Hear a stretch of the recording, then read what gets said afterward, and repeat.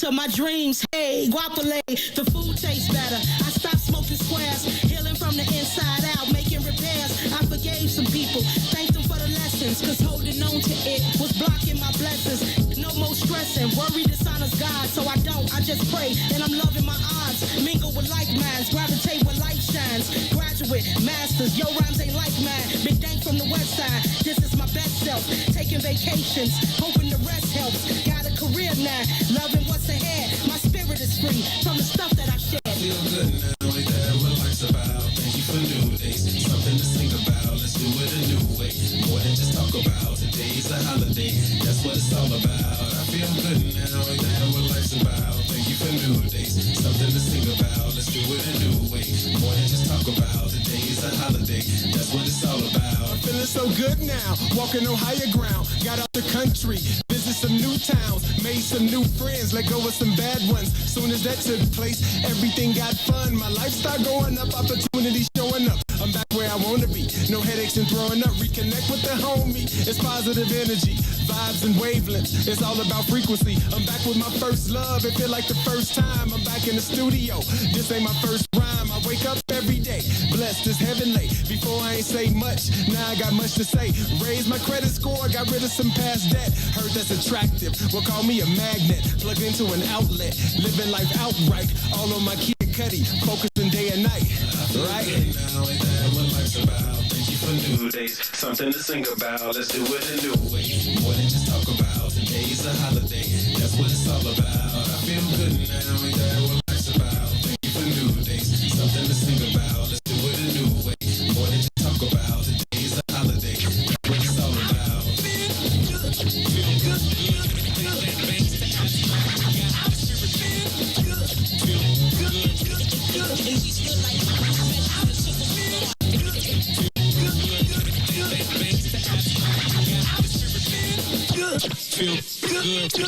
See, my state gets busy. That's the cardinal rule. WIFTPM.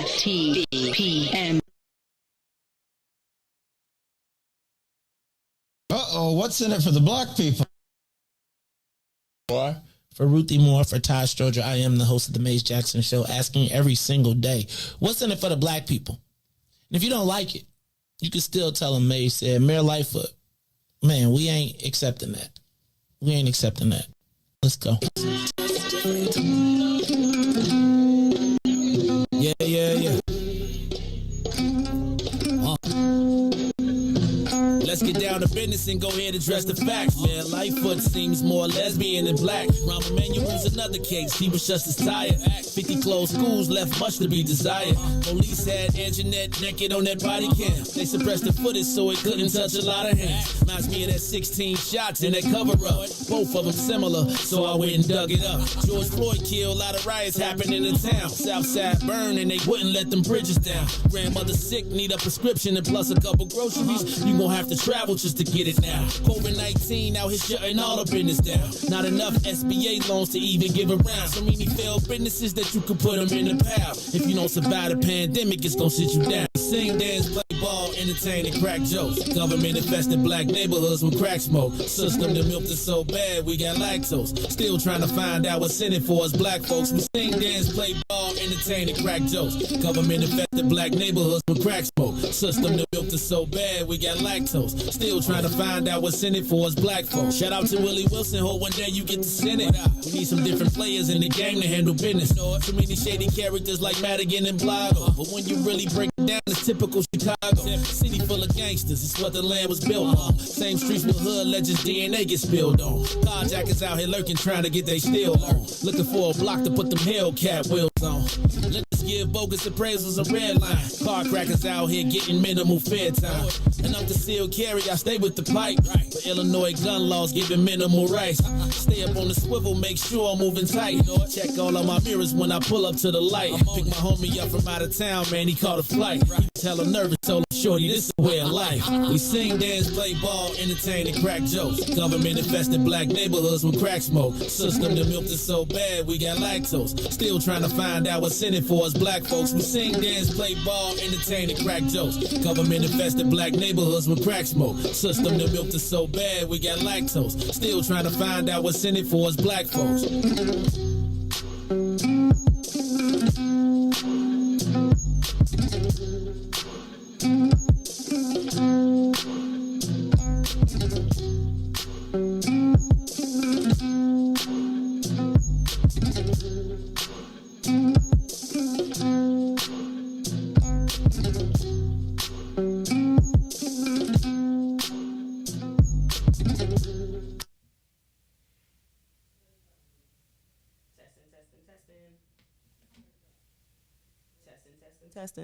Testing 1 2 3.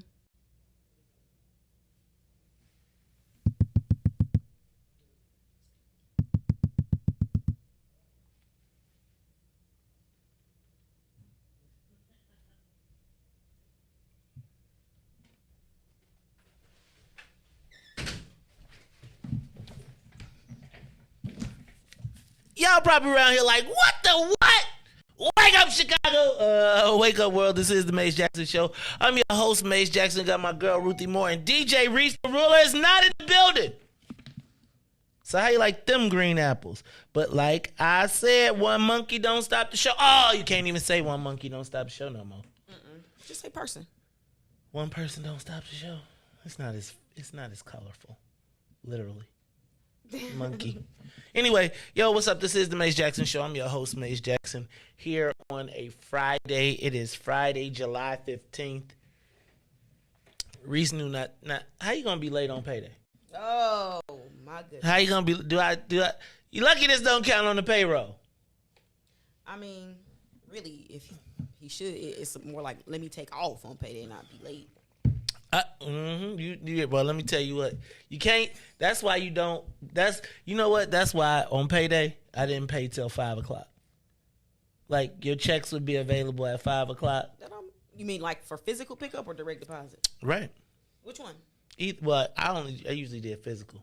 Oh, okay. And you know, y'all lucky as cash. Y'all lucky. That's a little. You know, little conundrum. That's all right though. But no, I'm just saying, like, you know, if you could be waiting. I could be like, dang, if I don't answer my phone for the weekend, you know what I'm saying? You could be a badass and not show up on payday. Just leave my check in the outer box and let me grab it. What outer box? Should be an outer box for accessibility. Damn, millennials. That ain't right. Something could have came up. So how you gonna deny me my check? I'm not denying you. I'm just, you know. See, that ain't even right. It's right, but you just not gonna come on payday. I was sick. You was sick on payday? It's plausible. But you made the time to get you, but you wasn't sick enough not to come get the check. It's plausible. People get personal days. Maybe you need a personal day. On payday? Yes. You take your personal day on payday. That ain't even right. I'm judging you. You ain't right. I am not right then. That ain't right. Just put me. I have decided that I am moving into a space of I am going to reject I feel like there's a growing crowd of people who are like myself who are beginning to reject the new norms that you all are forcing upon us. You know what I Not was, new norms. Ruthie, I was just realizing that I was going through my text messages, and I have like physical examples of me getting Karen. Like literal. Like I was just thinking about, like I am literally going to take some of my most recent experiences, and I'm going to change the names like by one letter, and I am going to tell the story. Right? Like I feel like I've learned so many lessons about white people in the last few months, and it's like every lesson that I have tried to tell you about growing up in Bolingbrook, I had in adult form in the last while. With examples. With tangible examples at every age group, every level. And again, when you play them back in the video of my mind, it's just like, hold on, did you just get Karen? What is that? When the white woman exerts her privilege upon you, or her Karen. White victimization, she can be the victim. Oh. Right, like the big mean bad black guy has attacked me. I got double Karen this go round. But I can't wait, because I'm just gonna break it all down. And it's like, you know why everybody, it's like, this is gonna go to something that we talked about. We're gonna talk about a little bit later on today. So I'm gonna stop and I'm gonna go ahead and say, what's up to you, Ruthie Moore? It is. I know you. How you feeling today? I'm already guessed. Ruthie Moore, how you feeling today? It's Friday. I'm good. I'm good. It's Friday. I'm good. I like Fridays. I know you do. Why? I don't know why you got to work on Saturday. But I like Fridays. What about Friday? It's the end of the week. It's the first. It's not the end of the week. It's the beginning of the weekend. It's the end of the work week. Okay. What time does work weekend for you? On regular, or not at a standard time. But like, when do you say, okay, it's Friday, I'm done? Give me a drink. It depends on what I got to do. Like I got stuff to do. So, but you know, when you ain't got stuff to do you be like day drinking on a Friday? Like, what's the earliest you'll have a drink? I don't. What's the earliest? Okay, well, the earliest mimosa. You got mimosa at any time. No, you can't. Yes, you can. It's breakfast. It's breakfast. It's a mimosa. No. That is the exception. Nah, champagne go to my head. I'd be like, you can mix the Irish coffee. I mean, now that's like a good thing. You gotta have Jamaican coffee. Jamaican coffee, but not too early. Really? What's the earliest? I mean, what's the earliest I have ever had mimosas? No, what's the earliest you ever had a straight drink? In the morning? Yes. Good God. Like, was undergrad years when you was kicking it like on a road trip? You know what? Maybe at a tailgate, which started at probably like 11 or 12. Okay. Tailgate, Ruthie, you know about tailgating? Besides, not your kind. Nah, what kind you know about? You know about the white people just kind. Standing in the parking lot drinking. Now, was that a high school or college thing? College. Okay. DePaul had what sports did DePaul have that y'all had to be in the parking lot? Obviously, I was not at DePaul. Like, people do travel to go to other places. DePaul, I never thought that inner city school students did that. I thought you can urban tailgate, but it's more like black people always urban tailgate. They got a cooler in their car in the summertime, and that's a pop up and pop out. You drive through Dan Ryan Woods. There is a tailgate every day. It's more like you in the fan club drink on the coach bus on the way to the game. That's a tailgate. Coach bus on the way to the game. That's a tailgate. What coach bus takes to what? So you know, DePaul's facilities were not at the school, so they're always taking buses to the games. And did they know you were drinking on the bus? Maze, it's college. Why wouldn't they know that all these young people with these DePaul branded cups? What you think we got in them? Soft drinks, of course. Yeah, sure. With the pom-poms and the face paint on our faces. Yes. Yeah, soft drinks. Okay. Well, that is my girl, Ruthie Moore. She is in the building. Tailgating on the bus. Tailgating on the bus. Well, I'm going to tell you what. I'm excited because I got a lot.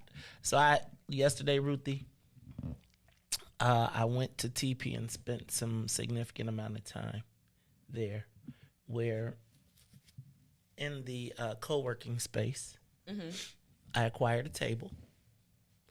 I sat at the table with the computer until people just could not help themselves. Where I planned out the month of August. And I just want to tell you that on August 6th, we're having an old school car show off at TP. Excuse me. Then, Ruthie, do you eat tacos on Tuesdays? Yeah, not as like a ritual. Okay, so we're going to start a new, in the month of August, we're going to have Taco Tuesdays. I am trying to find a taco vendor right now. A taco vendor. Well, see, what I want is a taco bar. Right? Like you come in this taco bar and then you get your cup and tacos and tequilas. Oh. Right? Then, Thursdays, comedy and karaoke. And then I just talked to Mo Fitz, and the Living Room series will begin on August 13th. What's that? It is where you know how y'all was watching the Tiny Desk? Oh, okay. Well, it's gonna be a living room setup, but it's gonna be an intimate affair. Right? Where you can sit down, there may be infused meals. We're still talking about that part. But you sit down and you will get a live concert show in a very intimate environment. Living room. In a living room setting with a live band. And then artists that have been featured on the show. Right? So everybody from, well, right now they're working on Sam Trump, Slick, and Maurice Mahan. But, yeah. Awesome. But, man, I am looking for people with old school cars to be in the car show. What's an old school car? Like if it was before the year? Shit, now old school is before 20. Shoot, if you had a 2000, it's 20 years old. It's vintage. So now. that count, right? That count.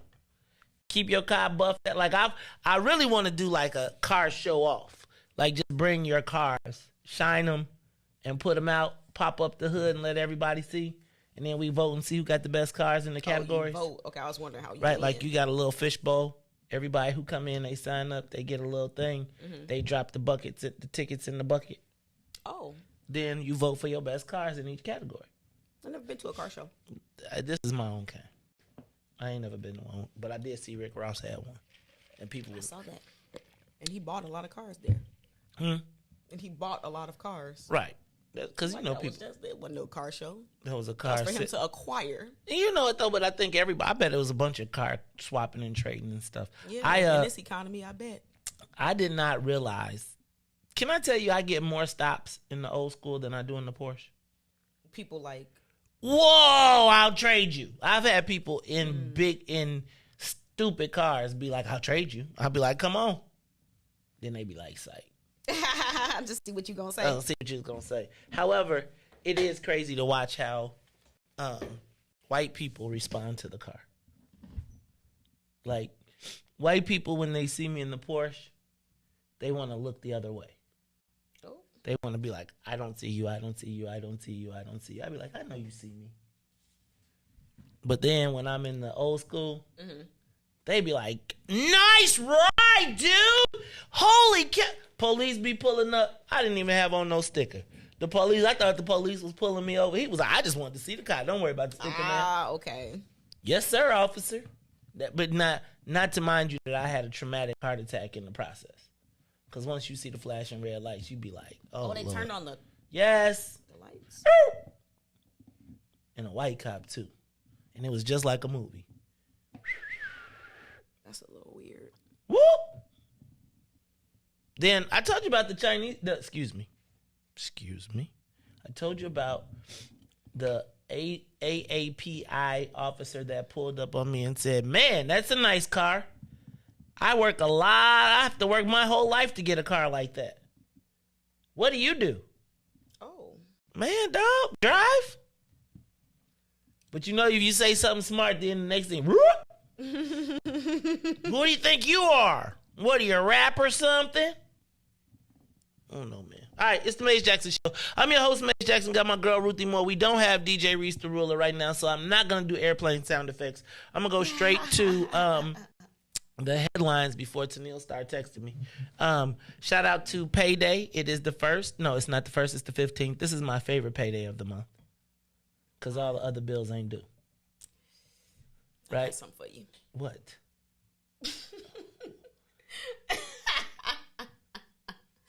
Internet, cable. We've been doing this for like 8 months.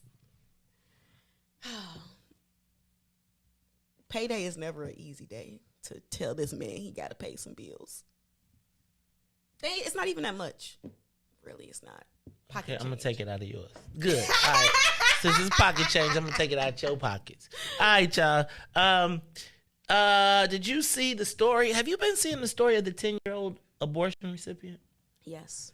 That is maddening, and it is getting more maddening as we speak. First of all, if you have heard, I don't know if anybody's seen the story of the 10-year-old rape victim that was taken to Indiana to have an abortion because it was illegal to have an abortion for any reason in Ohio with the new trigger laws.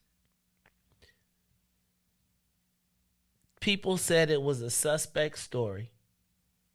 Then yesterday they arrested the suspect, who turned out to be an undocumented immigrant. They did confirm that the 10-year-old was pregnant. Now, the state of Indiana is potentially prosecuting the doctor for not reporting the rape, saying that the issue has been politicized without any concern for following the procedure to catch the killer, but it was a national story, but nobody bothered to do the proper reporting in the state of Indiana, which, if anybody out there is a mandated reporter, then they understand that aren't you obligated as a certain type of person when something happens to tell? Mm-hmm. And I just feel like this whole story is like hyper politicized. First of all, I feel terrible for the victim. Mm-hmm. But I do feel like what happened to her privacy? You know what I'm saying? Like, I feel like it's really turned into an opportunity. And because it's so heinous, it's kind of like, yeah, it's so egregious. I think it's one of those things whereas within the legal system, there is a concerted effort to put forth cases that will set precedent. And I think this case is, like you said, it has so many different political angles that, because, right now our legal system is very political. I don't know if it's always been that way, but it's just not as it wasn't. They didn't do it on the front. Yeah. So really from one perspective, I really feel like it's lawyers and politicians trying to get every different. You're gonna have youth advocates. You're gonna have the religious youth advocates. Like, so many different groups are gonna be able to hop onto this story to use it for their own messaging. Because really, you can take a lot of different angles with this one and take it all the way to the top. So I think that's what's really happening. And I bet you there's no shortage of legal representation that is going to be free, provided to all parties involved, from the victim down to the perpetrator. I think you hit it on the head. I just feel like it's crazy to me. This is not to minimize it, but the fact, and one, has this happened before? And if it has happened before, what makes this one the one that is spread nationally? The Supreme Court ruling? Well, is it the Supreme Court ruling, and is it in the states that it's happening in? Because think about this. Okay, and I'm really not. So we know that Ohio and Indiana are about this far apart as far as radical, extreme abortion rights. One state over is Illinois, where you are 100% welcome. It's no story. It's no nothing. Right? We take care of the business. The woman keeps her right to privacy. An example happens and it moves on. I do feel like it may have been tactically strategic once the situation happened. Right? Like to go from, because now you went from Ohio where they can't do it to now, and they knew that the Republicans would respond with because the right-wing Republicans can't help themselves neither. They just got to go. Right? So it's like, let me give them the trap, and then I'm going to show you this poor young lady had to run from her state to the next state where now they're potentially prosecuting the doctor, which then tells the story of everything that they've been talking about. As compared to coming to Illinois where you could have made sure that it was just taken care of. It's sometimes I don't want to be cynical. And I just pray for the young lady's health. And I pray for her family, and I pray that she is able to recover a portion of her life that has been traumatized by this terrible perpetrator. And too, really, like, for the most part, like, the system generally protects the privacy of young people. Like, we'll go to great lengths to do so.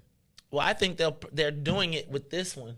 They're just using the situation. So we haven't seen her or her face or her family. We don't know any. No, that's like when the girl exes and things happen.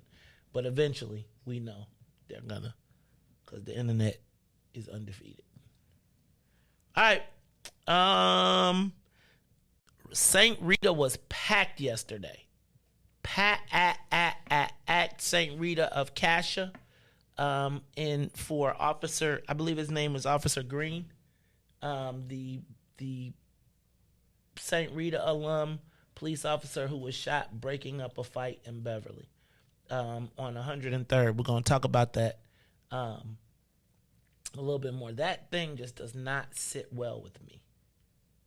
And I really think it just doesn't sit well with me because I'm not sure that, I was thinking about more so from the 3 young black people that were there.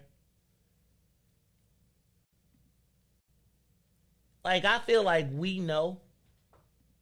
Like, I think if you told anybody black where that happened, like, not anybody black, but people of a certain age, they like, man, youngin', you shouldn't be on 103rd. That's not going to work out well for you on 103rd and Western.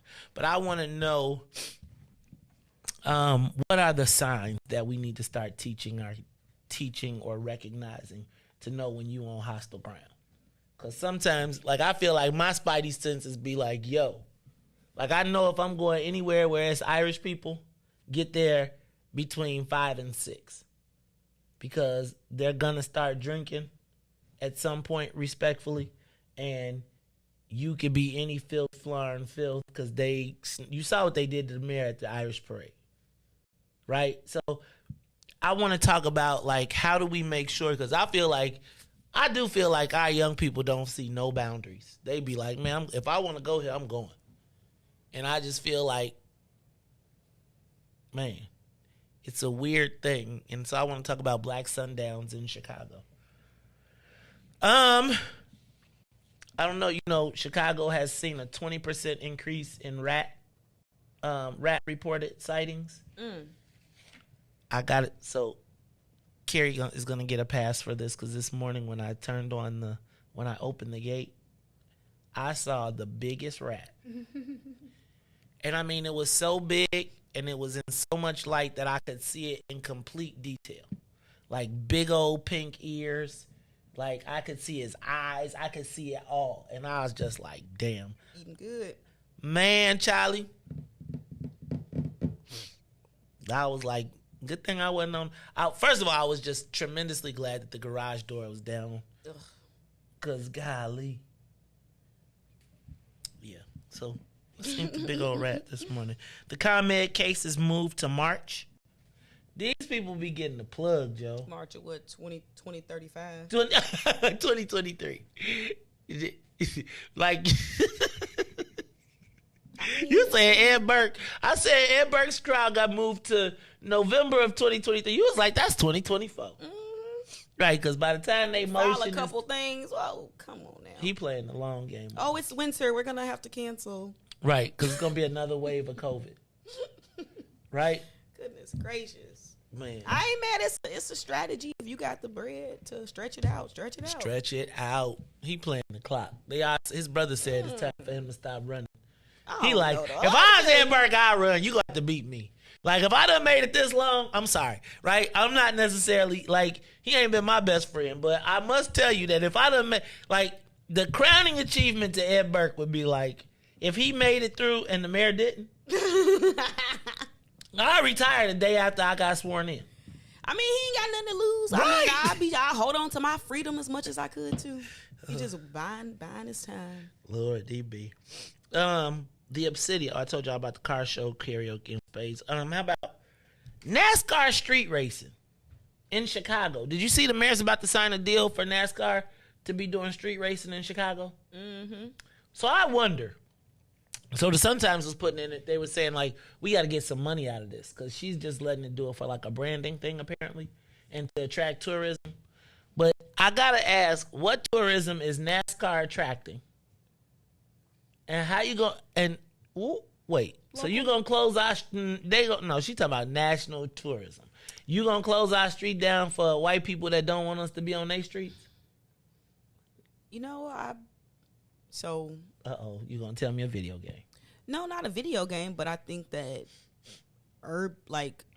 it's a unique concept that people would like to see within the city because it's different. So I think it'll also attract local people that are just curious about, like, I guess my question you know, NASCAR is, NASCAR is rebranding. What they gonna do about the potholes? And if they fix the potholes downtown in Chicago and my neighborhood, man, well, you seen what they did when the Olympics was coming, so anything is possible. They talking about straight through downtown, y'all. That was straight downtown. They talking about doing it straight up downtown. You wouldn't want to see that. You know, NASCAR trying to rebrand. I told you you can't have the Confederate flags no more. They got the black guy. But didn't Jordan got a little stake in it? Ruthie, I went to that don't NASCAR. excite you? I'm going to show you my pictures from NASCAR. I met all the big NASCAR, like what's old boy with the Pepsi commercials, Jeff Gordon. Mm-hmm. I was with Jeff Gordon, the dude I got all of that. But can I tell you, for all of the stuff that they did to show us, it was like, even when we was walking in the pit, I was like in the pit where it was kind of like, even they was like, what are these niggas doing here? The people that was at the drivers and stuff. So I don't know how much has changed since I was like, I left the chosen few for this. Whew, crazy. But I did get some hella pictures. It's like, but all the black people was like, who the hell is that? I was like, I had I had Joe Gill, I had everybody. Right? Like, what's old boy with the mustache? Mm-hmm. See? That's exactly what happened. So I came back, I was like, I'm going to chosen few. I'm Mr. Man, please. I wouldn't. But I do think my concern with it is it's going to motivate young people to be doing their own street racing in the city of Chicago. And it's going to be Grand Theft Auto times plus NASCAR going on in the city. Boy, I don't know.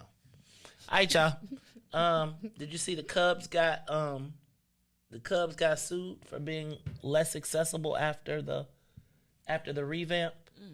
So, like, the federal government is suing the Cubs for making more handicap accessible. What is the word? Making it more accessible for people with disabilities. There it is.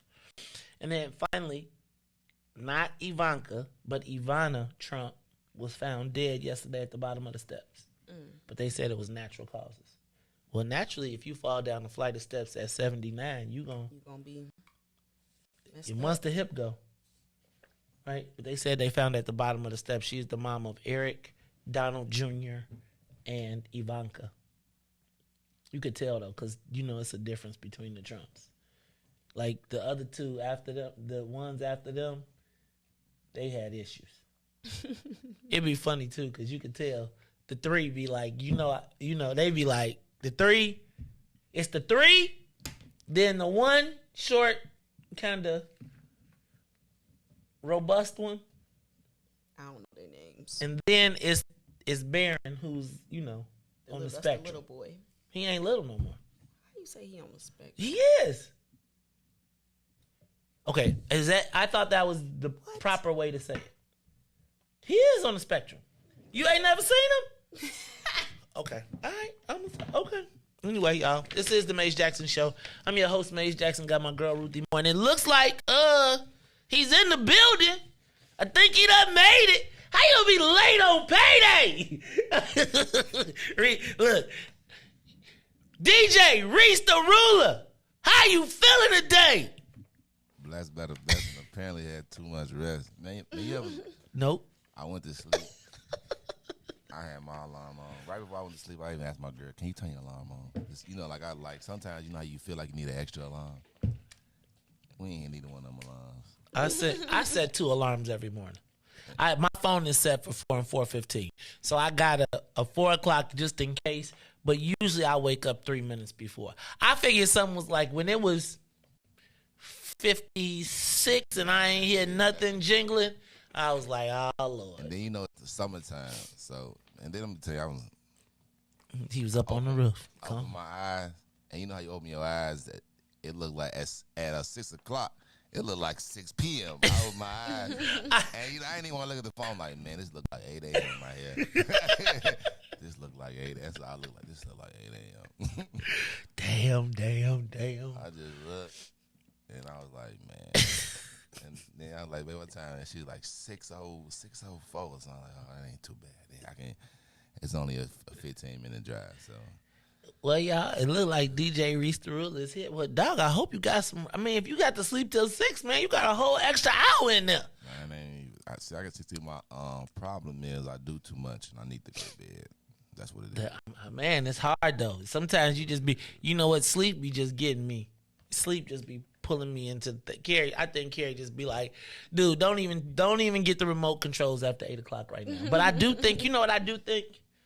I think it has something right now to do with my cousin, and I got to figure that out because, I learned some stuff when I was in Jamaica, too, about slowing down. Anyway, y'all, it's the Mace Jackson Show. Mace, Riis, and Ruthie. It looks like we all in the building, locked and loaded, so let's get the soul plane up to 60,000 feet. Let's get this thing up, and away. When we come back, we're going to say what's up to the Saints, to the sinners, as well as get into the social media question of the day. Look, it's the Mace Jackson Show. We'll be back after these messages. The Mace Jackson Show. We'll be back after this break. WIIFTBPM.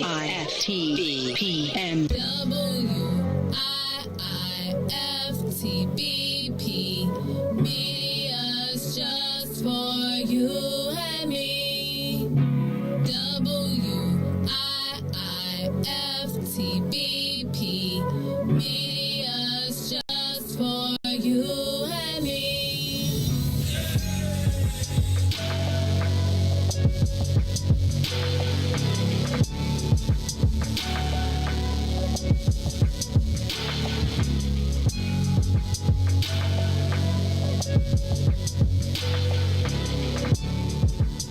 Mace Jackson. Tune in to the Mace Jackson Show every day, Monday through Friday from 6 to 9 a.m., where you can catch us on YouTube, Twitter, Twitch, and Facebook Live. Plus, from 6:30 to 8, you can get us on WBGX 1570 AM. That's right, it's the Mace Jackson Show, where every single day we ask the question, what's in it for the black people? And if you don't like it, you can still tell them, Mace said. We out of here. Peace. And now, traffic and weather. Yo, who said devotion has to be sad? Yo, check this out. The Lord is my shepherd, and I want. He's making me to lie down in green pastures. He leads me beside the still waters. He restored my soul. God's gonna turn it around. Come all the way with me. Good morning. What's in it for the Black People Media family? The time is now 6:50 a.m. I'm Riis the Ruler with your Chicagoland area traffic, weather, and sports updates. We head over to sports. The Chicago Cubs continue to go down slope as they lose another one 8-0 against the New York Mets, while the Sox beat the Twins 12-2. The Chicago Sky stay on the roll as they was in L.A. battling the Sparks as they win 80-68. Sky, the winners of 8 of 10 and number 1 in the WNBA. Let's head over to traffic on the Kennedy. Overhead to the loop and back will be 23 minutes, while the Eden in both directions is 28. On the Eisenhower, Thorndale to the loop, 30 minutes, 27 minutes to Thorndale. The Stevenson from I-355 to the Dan Ryan will be 33 minutes. Outbound is 31. While the Bishop Ford, 36 minutes. I-80 to the Dan Ryan, 27 minutes to I-80. The Dan Ryan is 21 minutes to the loop, 13 minutes to 95th. On DuSable Drive South, 55th to Jackson and back will be 7 minutes and 8 minutes north. That's Randolph to Bryn Mawr and Bryn Mawr to Randolph. Today's weather, it is currently 73 and mostly cloudy. Today will be a high of only 73 with a low of 66. Expect rain throughout the day. I'm Riis the Ruler. Even though it's raining, happy Friday here on The Mace Jackson Show. Don't leave me now. Come all the way with me. Oh, please.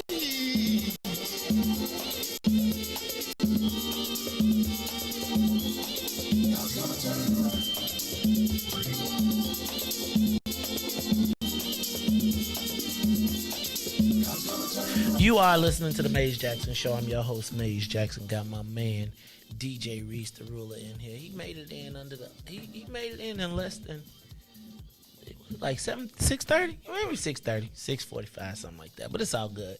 No, he made it probably about 6:30. Ruthie Moore was here. You know, she was like, "Where Riis at?" She's like, "He late." Okay. You know what? I must tell you, that was pretty deep when you did that. Cause I was like, she came in, she put her bag down, and I was like, Riis ain't even here. She was like, "Is he okay?" That's my first thought. I was like, you know that nigga sleep. But I was like, "You're right, Ruthie." I was like, but I did say I texted him. Yep. Man, you only knew the dream I was having. It wasn't. Snap your fingers. No, it was a good dream. Can you snap your fingers? What am I gonna Okay. do? If your fingers slide, then that means it was a different kind of dream. Nah. It was. I'm gonna be honest. Swear to God on everything I love. Listen, I'm in the middle of sleeping. I don't know. It's gonna sound. Okay, here we go. Weird. All right, James. Weird. It's gonna sound so weird. I don't know why I'm dreaming this, but literally, I swear to God, I'm not lying on everything in my dream. This right before I had woke up. You was talking to me.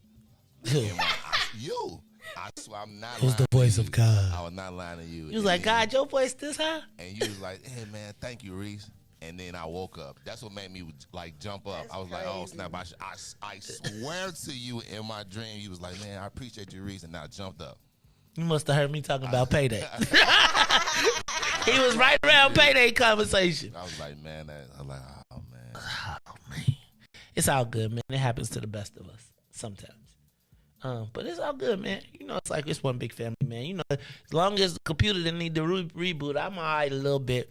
You know, mess around. Don't have me pull that road out and put one on this desk right here. I'll be.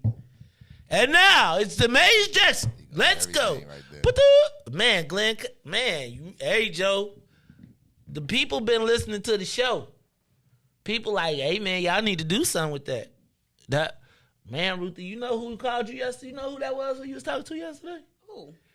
He was the engineer. He is the person that made Power 106, GCI, V103 go in inaugural phases? No, I had no idea. Man, Charlie, okay. I use words like cool. Okay. Right. That's what but you know what? It was like, hey, man, y'all around here shaking the trees up. People around here nervous about y'all. Let's you know what I love is collaboration. He was like, you got to get you a roadcaster. I was like, give me a roadcaster. I got 2 of these bad boys. He was like, boy, I'll show you how to make that bad boy sing. I was like, wait a minute. Is this really the... He was like, Maze, now you know we go all the way back. See, I'm telling you, yesterday I was inspired. I think that interview yesterday, though, and if you did not get to see the last part of it, I want to encourage you to go back. I really enjoyed the conversation we had with Old School Ice Gree. It was crazy to, like, do you understand, like, when it's somebody like that's this literally this close to you, and it's like, hold on, fam. We was all kicking it one day, and then one day y'all bounce out. The next thing I see you, are you having breakfast with Kim Kardashian and Kanye? And what I love about all of it is like, and we got to get Cootie on now, is that big or small, the Chicago crew, like, all fed off of each other, and over 30 years, it's all come to fruition. And it's like, that's what I was saying yesterday, like, to think back then you wouldn't have considered yourself a pioneer. We thought we was doing it. Like, we thought we had hip-hop in Chicago on our shoulders, and we never imagined it would be what it is now, hip-hop or rap, depending. And y'all make the distinction, I don't necessarily, right? I feel like rap is a genre within the hip-hop universe, right? Like, hip-hop is the umbrella, and you could put all these genres under it. But it's all good. But my point was to be able to reflect on 40 years or 20 years ago or 30 years ago, man, that brother went from being right, like, where you be like, Ice Green, what up, dog? So hold on. Y'all on Jets? Hold on, dog. So it was a great conversation. And you know what I loved was EP's part in it. Because she was like, throughout all the years, even though I had to take care of my family, his loyalty to me was unquestioned. Like, I knew that if I ever needed him, right? But I wanted to see him succeed. I had some business to take care of, and I didn't want to hold. It was just I just enjoyed it. I'm sorry if it wasn't for everybody else, but it was just inspirational and motivational for me. I want to talk about this topic because I really was thinking this is kind of corny, and I think I saw a Facebook post about it, or a Twitter post or something, where they were talking about, like, we're going the story of what's her name, Carolyn Bryant. Dang, Ruthie, what's her name? The Emmett Till lady? Yes. The Carolyn, hold on, I'm going to get it, hold on. Her name is Carolyn Bryant Donham. Riis, hit the button for me.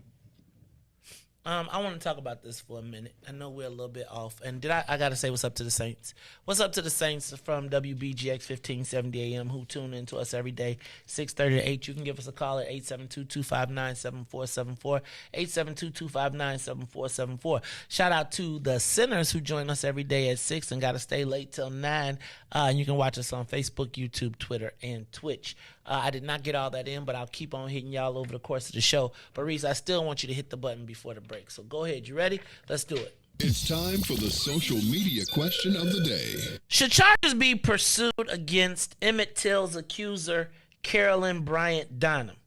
She's 87 and still alive. Now, what inspired this was this question was, and I really wasn't going to talk about this, because I saw it last week while I was out, and I was like, why are they trying to pursue charges in the Emmett Till case? Right, still. I didn't realize that the white woman who accused him of whistling at her was still alive. I thought they was trying to get some posthumous charges. Oh. Right? Like, I thought they was like, she was. But apparently, she said in her memoirs, she said that I truly believe. Oh, wait. Donham said she attempted to help Till once he'd been located by her husband and brother-in-law and brought to her in the middle of the night for identification. I did not wish Emmett any harm and could not stop harm from coming to him, since I didn't know what was planned for him, Donham says in the manuscript. I tried to protect him by telling Roy he's not the one. That's not him. Please take him home. She claims in the manuscript that Till, who had been dragged from a family home at gunpoint in the middle of the night, spoke up and identified himself. He said, kill me, I whistled at that white woman. Donham adds that she always felt like a victim as well as Emmett. White woman. I felt as a victim as well as Emmett. And paid dearly with an altered life for what happened to him. An altered life for, remember this brother who was Emmett Till? I have always prayed that God would bless Emmett's family. I am truly sorry for the pain his family was caused, she says at the end of the manuscript, which is signed Carolyn, but indicates that it was written by her daughter-in-law, Marsha Bryant. The memoir contains contradictions that raise questions about Bryant's truthfulness through the years, said Dale Killinger, a retired FBI agent who investigated the case more than 15 years ago. For instance, Donham claims that memoir to have yelled for help after being confronted by Till inside the family grocery store in Money, Mississippi. Yet no one ever reported hearing her screams, Killinger said. Also, Donham never previously mentioned that she and Roy Bryant chatted about the abduction. In the manuscript, she says they did. That seems ludicrous, Killinger said. How would you have a major event in your life like that and not talk about it? The Justice Department closed its most recent investigation in December.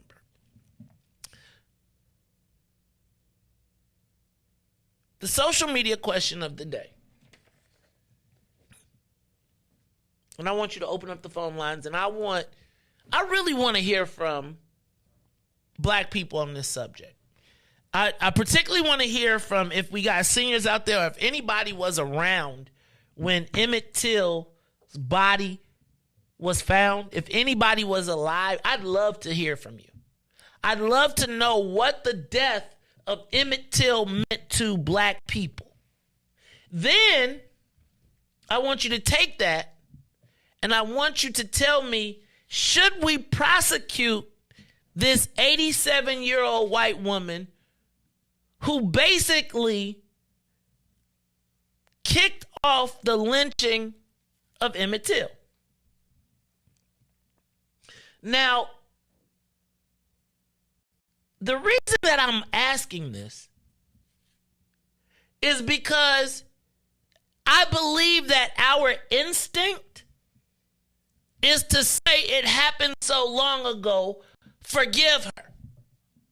Or to say, what can we do about it now? The fact that the Department of Justice closed this case and this woman is still alive, like, I did not know she was still alive. Should she be prosecuted? And then I want to know, at 87, does her age make a difference? Now,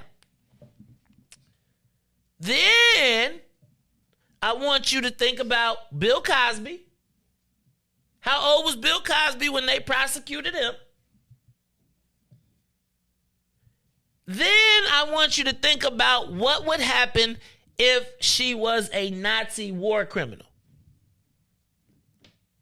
Would there be any mercy? Would they say, or would they pursue her to the grave? Give us a call, 872-259-7474. Should Carolyn Bryant Donham have charges pursued against her in the death of Emmett Till at 87 years old. Now, some people, and I saw this in the universe, said it would be only symbolism when we have real death and murder happening. Like black people are still being killed and attacked by police. But I guess my thing is, if you're going to give me some symbolism, I think I would take that. Like, I do feel like she should be prosecuted. I feel like she should be marched through the streets. I think that at 87 years old, she talking about she apologizes for, she had to live an altered life. That man was killed mercilessly.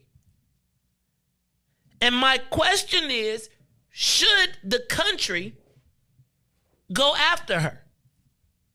Now, some might say that's a waste of resources. Somebody would say, well, what good does it do? I'm going to tell you. It would do me a lot of good because, Ruthie, do you ever remember me telling you how I tend to have a problem in the grocery stores and in places like when I was in Niles and I told you about that lady that talked to me and said, boy, go up there and get that. And I was like, who the hell you think you're talking to? And then I think about, okay, that was almost 20 years ago. Okay? Which means that Ruthie, she was 67. Right? Like, so my question becomes, how long does she get to still be free and not pay a consequence for this? And my thing is, if you gonna give me symbolic trials everywhere else, try her ass. Or should we move on? Like, let me ask you a question.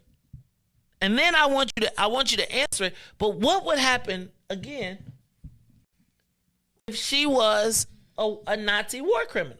Would anybody have any mercy for her?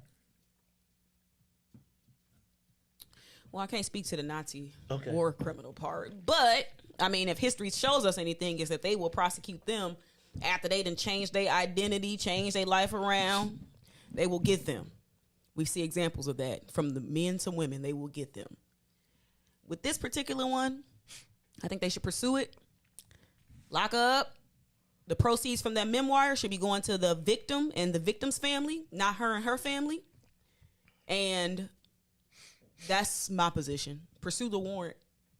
Handcuff her, perp walker, perp wheelchair, whatever they got to do. Lock up the son if he, because he looked like he tried to get a little buck with it. So, life altered.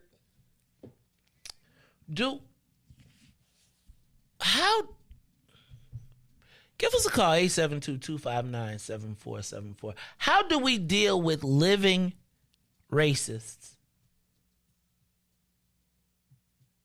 that openly attacked and killed our people? Like, living. And my thing is, how many people are living who have participated? A lot of people. But see, they want to rewrite the narrative.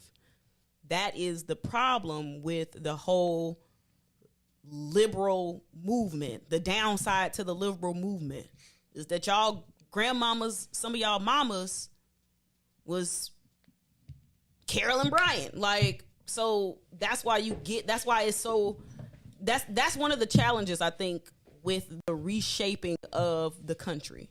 Because exactly what you experienced is people trying to rewrite history. Like a memoir is not going to erase what you did. Like, and I understand that people can change and blah, blah, blah, blah, blah. But this stuff did not happen that long ago. Like, these, I call them malt shop memories. Like, this it wasn't that long ago. So, like, when you talk about things like the unwritten rules of not kicking it at the Shamrock bars in Beverly, like, you don't think that this same generation of officers and people, they got that from their daddies and their granddaddies and their granddaddies. Like, this is like lineage. And so with the Carolyn Bryant, I think that you can't reshape and rewrite history in that way. Like, we ain't forgetting. What do our Jewish brothers and sisters say? Never forget. We black people too, never forget. And we gotta stop trying to let them make us forget. But they not only do they make us forget, they make you forgive and forget. Because if you think about it, in our most recent joints, we've forgiven before we even had a chance, while it's still in our heads. Like, I feel like this to me is, Carolyn Bryant is the grandmother of Karen. Right? Like, Carolyn Bryant, when they could get you killed, they did. Now, remember the lady, the bird watcher lady? Mm-hmm. Ruthie. Remember when I had my conversation about the white lady and she ran to all of the white people? Mm-hmm. And turned it into, he's attacking me. But this is the challenge that I have with language and words. The word Karen came about to specifically describe the type of woman that lied on Emmett Till. That is what the derivative of a Karen was. So now when you fast forward to the way that the word is used, it is watered down to mean any white woman that's annoying. And that takes away the pain that we experience with not being able to describe white woman tears. That's the word that people started to use. And the word Karen evolved from that. So I feel like the way that the word Karen has evolved today, it is watered down and it's being disassociated with the trauma that white women inflicted upon black people by playing the victim. And that is what I was trying to, and I feel like I don't want to water it down, but I feel like that's like the Karens that I have experienced, they can't lynch you, but they can try and cook you in the court of public opinion. That in some way, shape, or form can be life altering for you. I just think about this lady, and I feel like we see the derivatives of her today. So would you say that the lady in the bird watching lady, was she a Karen or no? I don't remember the exchange of words. Remember when she called the police? Yes, because she threatened to call the police on that black man during the height of police and black people disrelations. I don't know if disrelations is a word. But yes, that was a Karen moment, a Karen thing. I'm going to use my victimization to let the system punish you. And remember, the system could have been you and your husband and his friends uniting to come and drag a child out of your house. And then we ain't even talking about the system of policing, because remember, they could take the law into their own hands. They could get the keys to the jail. The police could come arrest you, and then they would say, he's in there, go ahead and get him. So yes, that bird watcher lady, that was a Karen moment. A white lady telling a white kid to quit fishing on her fishing pier, that is not a Karen moment. Say that again. Tell her to quit fishing off the... I don't remember that. So if you look at the way the word Karen is used now, it is just used to describe any white woman that's getting on your nerves. Okay, got it. So a white woman telling you to stop fishing off her dock in her backyard is Karen. That is not a Karen moment. Okay. A Karen moment is when the white woman uses her status as a white woman to take advantage of the fact that people will believe her over you to cause you detriment that could be up to and leading to life-threatening. Yes, and it has to have a racial component. White people cannot be white people by white people cannot Karen be Karen. Can't be white people can't call a white person a Karen. Exactly, and that is the problem. Get off her fishing pier. Oh, you see what I'm saying? The water. So white down people of have watering it down. Yes, to mean any annoying white woman. And that's not what Karen is. No. Karen to us means you are trying to get me hurt, maimed, killed using your, even though you wrong, using your privilege as a white woman because they assume that you are going to be right because the black boogeyman over there could never, right. It's the Mace Jackson Show. Should we pursue that woman?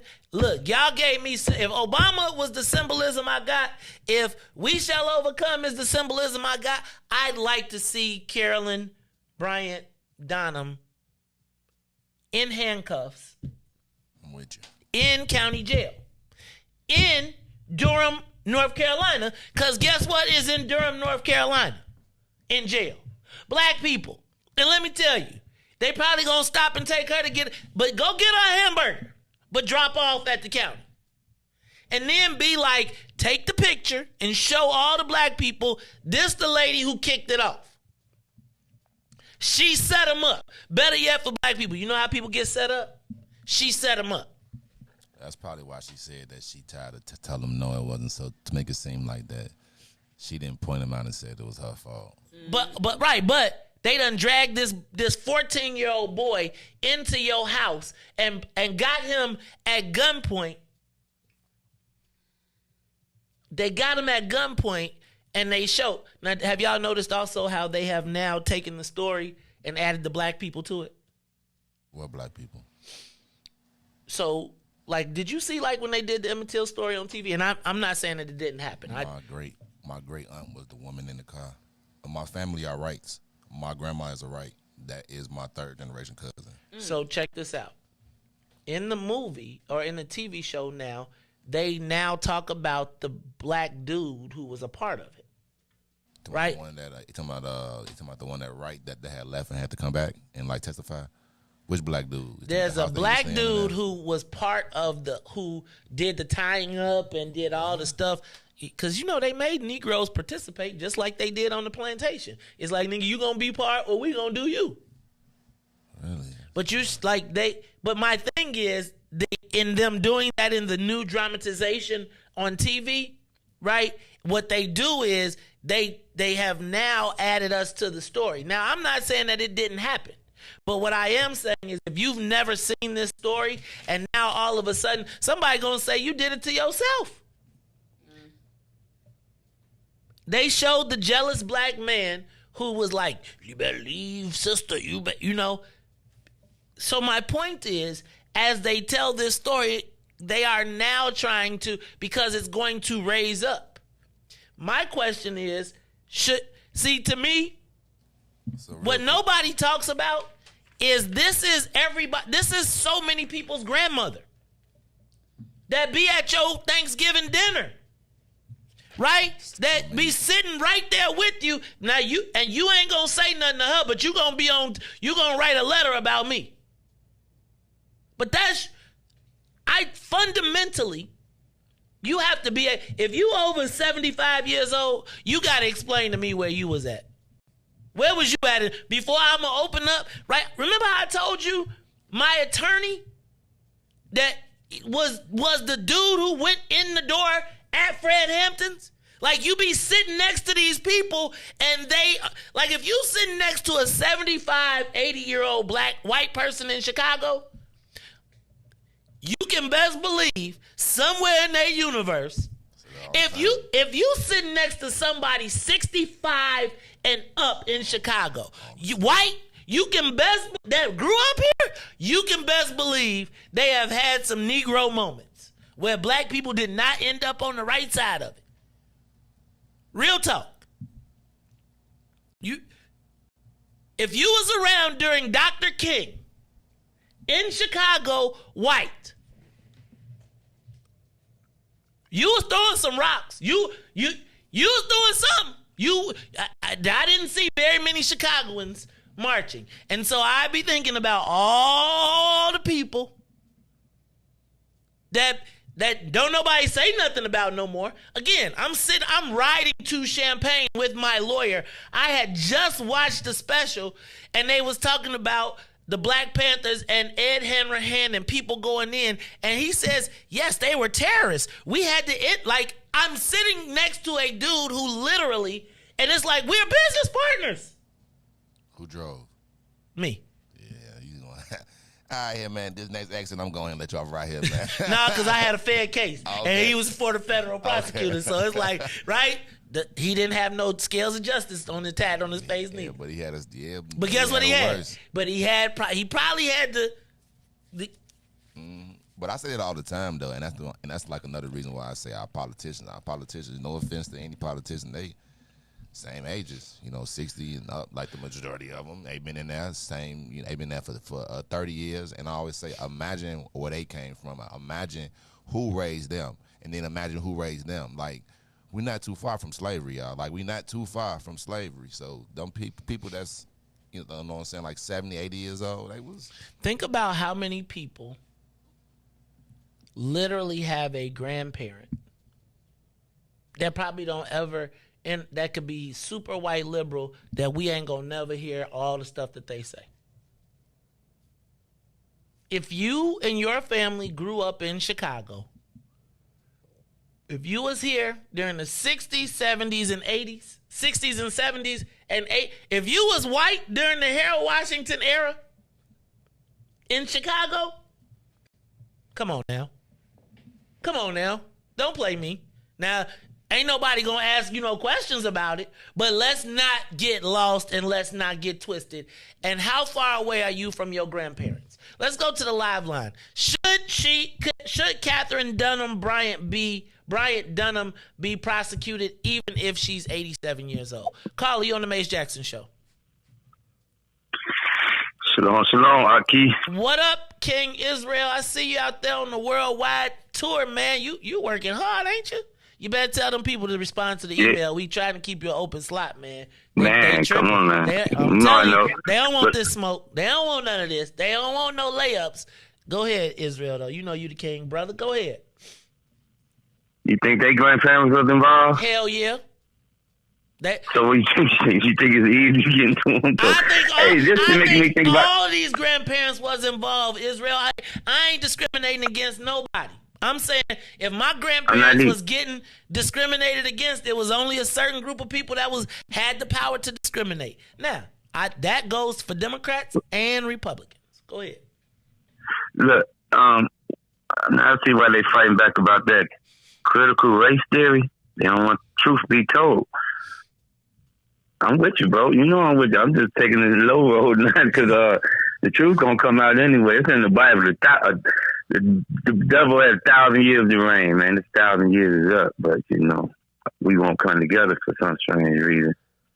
Like I say, once you get some Hebrews on this, explain this to you. I ain't trying to get you kicked off the show though. No more letters. Hey, I'm I don't know. Hey, you can come. Give me a group. Bring them on. Come on, get it together. Set it up. Set it up. Look, it reads like no that. Problem. You going out of here? No, man. Hey, man. You saying? Hey, tell Riis, tell Riis, we're gonna take a road trip. We're gonna see if they meet us in Pembroke and Effingham. We ain't gotta leave Illinois to see some racism, but that's another story. That's a fact. I went to Charleston. It sounds like somebody left. Come on, man. We know racism. No, but we know real talk. Real talk. Selling it. Hey, it's some books out here. What? Go ahead. It's a movie called Whitewashed. They whitewashed our history. Shit, Jesus was black, man. Come on, man. They stole our identity. They're stealing our identity, man. And just the good work, bro. I'm going to keep up on my end, and you keep up on your end. But if we ever come together as a one, and drop religious gang, man, symbols, it's in the Bible, so it's going to happen one way or the other. There it is. I'm going to say shalom, shalom, and hallelujah. Hallelujah, shalom, shalom. That is King Israel on the ones and twos. All right, y'all, the Mace Jackson Show. I'm going to take a quick break. Then we're going to come back. I'm going to take your calls. But I'm just saying, Ruthie, am I bogus for wanting to prosecute this 87-year-old woman? Like, I want to see her walk. Like, I want to see them. You said how long ago was Bill? How long ago was that Bill? You know what I'm saying? That Bill Clinton thing and the little case that not Bill Clinton, Bill Cosby had. How long ago was that? That's what I said. Bill Cosby, they went and got Bill at 80-something. Yeah. Hey, I'm saying like this. I feel like, I think I would fly down to watch it. I believe that we should prosecute all participants, all living participants in hate crimes. If you were part of a lynching, if you were part of the death, destruction, killing of a black person, I think we need to have a hunt 'em down crew. Remember did I tell you about the time I was in Marion, Indiana? So we had a family reunion, and there was so I'll go back. In earlier, maybe like in 4 years ago, there was a painting in Evanston, right? And it was like a partial painting of a picture, and it had these white kids pointing up, but you didn't. And it was like a father had his arm around his son, and he was pointing up. Well, what it was a redepiction of the last official recorded lynching that happened in Marion, Indiana, which is where my mom grew up. And my uncles were there when that lynching happened. And so there was a big thing. They got the thing taken down. But my uncle actually took me to the barbershop where the white guy in the picture that was the kid was there. Like he was. Wow. And you know, I'm like, my thing is, how many of the people that purport to be our friends and family have relatives that participated in our demise? Like, think about all the people that would write a letter, that would do all. How many of them have family members that should be prosecuted? I think everybody. Carolyn, I think they need to go They need to go bust in her house at 5:00 in the morning with helicopters and SWAT teams and put her on the floor and the whole thing. I ain't gonna do all that. Why? I mean, it is. They tied the dude to the. Did you see the picture of Emmett Till? Like, none of that don't matter. They ain't gonna do. Okay, let's take a quick break. Callers, call me though. Am I wrong for wanting to prosecute a senior citizen that participated in the lynching of a black child, 14? It's the Mace Jackson Show. We'll be back.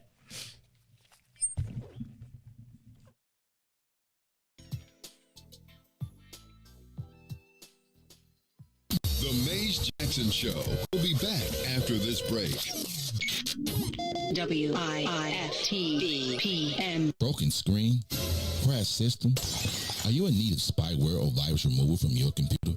Well, contact RPC Computer Repair in South Shore and let us help you with all your computer repair services and print needs. Need office or print production services, copies, scans, fax, or even notary service? Then stop by and support RPC Computer Repair and Print Shop, located 1741 East 71st Street in the 71st Street corridor, newly revitalized South Shore areas, and let RPC be your one-stop shop, where we believe RPC is your PC. RPC Computer Repair is also a UPS access point, where you can drop off and pick up your important packages. So let RPC be of service to you.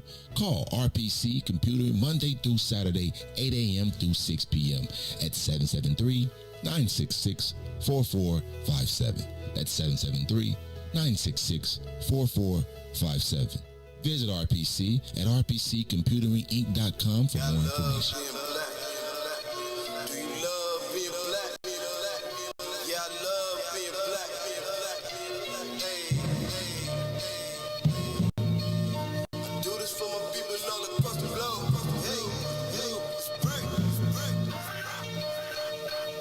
The skin of men fit me fine, tailor-made, yeah, I'm comfortable. And so it seems I'm still chasing my dreams. They told me, watch my steps, they want to pull the rug from under you.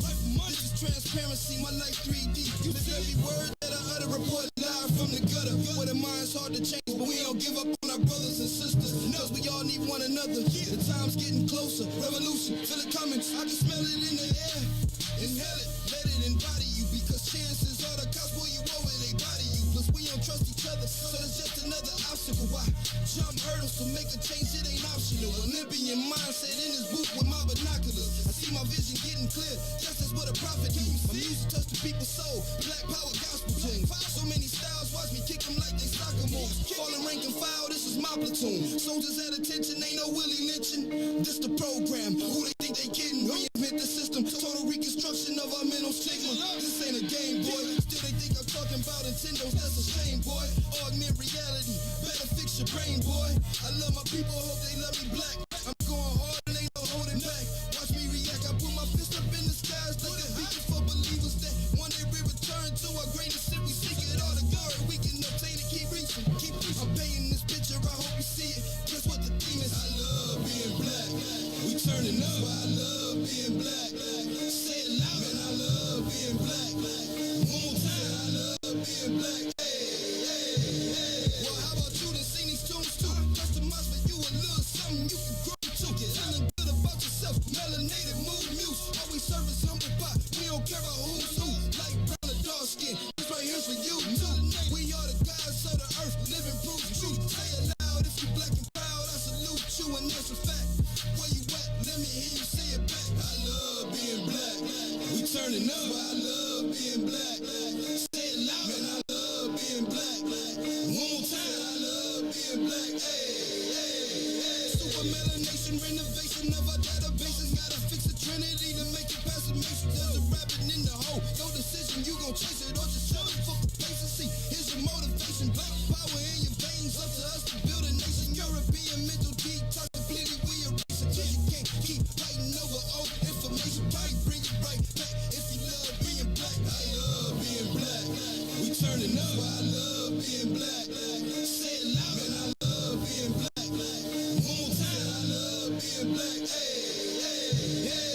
I do this for my people all across the map. Even for the ones who don't identify with being black. Hebrews the best elixir. Go ahead and try your best. It's truth serum. I let loose spirits. The ancestors speak to me. I spit the truth. Hear it. You broken souls here to re-engineer them so that they fearless. This precious atmospheric as the hell is spinning. Trying to strategize a way so we can start winning. It begins with pride of yourself. Embracing this feelings. No new friends. That's what happened to the village. Too much individualism. It's easier to pillage. I'm just making this appearance for coherence. So you can understand what we up against. Hit the reset button. Switch covenants. It's my contract to the people that I'm publishing. It's a new era. Hood to hood. Feel the power and I'm loving it. Turn up. Net turn up. Strapped with the black burner. Murder, murder. You sleeping and I shoot up your server. Corrupt the service at the file. Man, it's time to purge them. We waking up and that's what got them nervous. I love being You are listening to the Mace Jackson Show. I'm your host, Mace Jackson. Got my man DJ Riis the Ruler, plus my girl Ruthie Moore. And I'm just saying, man, you know, I feel like sometimes this Catherine Carolyn, whatever her name is, Bryant Donham, it really reconfirms a lot of concerns that I have when I deal with elders in Chicago, white elder people in Chicago. I think a lot of times what I see in knowing the history of Chicago, and I'm not saying that people haven't evolved, but have they ever apologized? Have they ever said, "Dag, I was wrong for what I did to black people back in the day"? Like, how many people do you think that we know had rolled up cigarettes in their sleeve and was throwing rocks when Dr. King was marching through Chicago? Right? When you think about neighborhoods like Bridgeport, where Leonard Clark was beaten senselessly, you ask, what happened to those people? Where did they go? Did they have an epiphany? And the concept of this 87-year-old woman, in our minds, I'm going to be honest with you, we would show compassion. I truly believe black people would be like, she's 87, what can we do about it? She said she was sorry. I mean, we forgave for Dylan Roof before he got to jail. And I guess my question is, am I wrong for wanting to see her prosecuted? Let's go to the live line. Call you on the Maze Jackson Show. Should Emmett Till's accuser, should she be prosecuted still? This is the Maze Jackson Show. Caller, who is it? It's Katie. How are you? Hey, Katie. President of the the Phone Club and co-chair of the Southwest Side chapter of Black People First. What's up, sis? How you talking to me? Oh, my goodness. I was appalled at the report in the Sun-Times paper. With your daily show, I'll make sure that I try to read the paper before you come on so I can be up on it. And I was they want to make this woman a victim. I said, who are these people who wrote this story? And no, yeah, she should be, the federal government dropped the case for some reason, and I don't understand that. It made me so mad, and I'm going to have to reread it after sometime today, and send in my comments, because this story is horrible. It's appalling. And yes, she should be prosecuted. And why they want to make her a victim, and they had the nerve to say, "Oh, she said that she's more than a whistle or something like that." And they want to make this woman a victim. I was sort of surprised that sometimes people let them put an article in like this. This is a slap in the face to Black people in the United States of America. It's pitiful, and I am deeply moved by this. And yes, all around me, I mean, the white people around here, over in this area, they moved to Palos Heights, but there's still some in the area, and I'm sure they were at Marquette Park back in the day throwing rocks and stuff. Man, Katie, I lived over there. Katie, I know. So I was over there, and I remember, I think about this. I remember, and we're going to talk about this a little bit too. I remember when the Black Fire Brigade was the Gaelic Fire Brigade, and no Black people could set foot in it. Like, you could not set foot in it. And it was crazy when I saw it, because now they moved it over into Mount Greenwood, and it's the same club. They just moved into Mount Greenwood, and we took it over. But yes, I feel like there are people, places, and things that sit by us that were the people that were terrorizing us years earlier. Thank you for your call, Katie. Look, y'all, it's the Maze Jackson Show. I want to know, should we be prosecuting old racists that we know participated? The woman who pointed out Emmett Till is still alive. Should she be prosecuted? Should the federal government go after her? Am I wrong? Because should we have forgiven her by now? Give us a call, 872-259-7474. Riis, we got anybody on the line? Call you on the Maze Jackson Show. Caller? Hello? Hello? What up, bro? What up, What's up, Ruthie? What's up, Ruthie? Hey, man, they should prosecute her so fast, bro. I mean, if she's 87, my wife's grandmother is probably 90, and my grandmother is 95. So it was a murder. She was complicit in initiating it. She needs to be fully prosecuted. Justice delayed is justice denied. And this just lets you know, like, the trauma that Black people carry. You know, that pain. Somebody's grandmother saw that picture of that boy in a casket, and that traumatized them through their life. And that fear of being lynched is passed on through the generation. And this is what, like you said, and it ain't that long. So somebody's grandfather in one of these little suburbs or something was a little kid that watched these Black people, women and men, hang from these trees. People were there. And, so, no, never forget, never forgive. You have to fight for these people to be prosecuted, we got to lean on these states' attorneys to make sure that attorney generals to make sure they do it. You know what I'm saying? Because this is a never-ending fight with us against them. This is it, and this is the legacy of freedmen in this country. So the immigrants this never occurred to immigrants. This only happened to us. So when we talk about reparations and all of that, this is all rolled up into that. This ain't got nothing to do with critical race, because it was a criminal event that occurred. Critical race ain't got nothing to do with it. This is a historic event.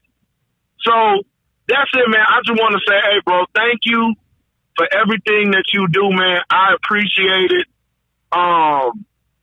Just thank you, bro. Tell me something good Friday. DJ Trump party is Sunday. And, I feel a certain type of way about that. And for that, love y'all.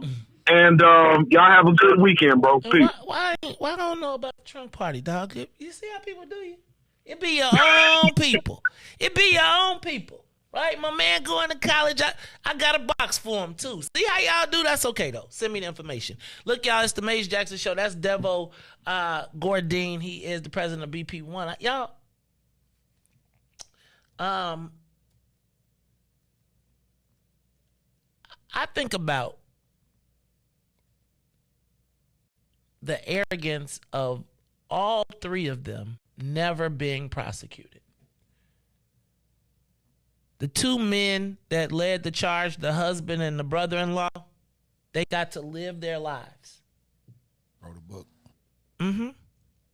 She still walking around, probably go to church, probably goes and has a cup of tea, probably has friends. No, I'm saying, and my thing is, think about the fact of, you know how we talk about people walking around the neighborhood that terrorize our local neighborhoods? Can you imagine what it must have been like for black people to know that the people who was lynching was your boss?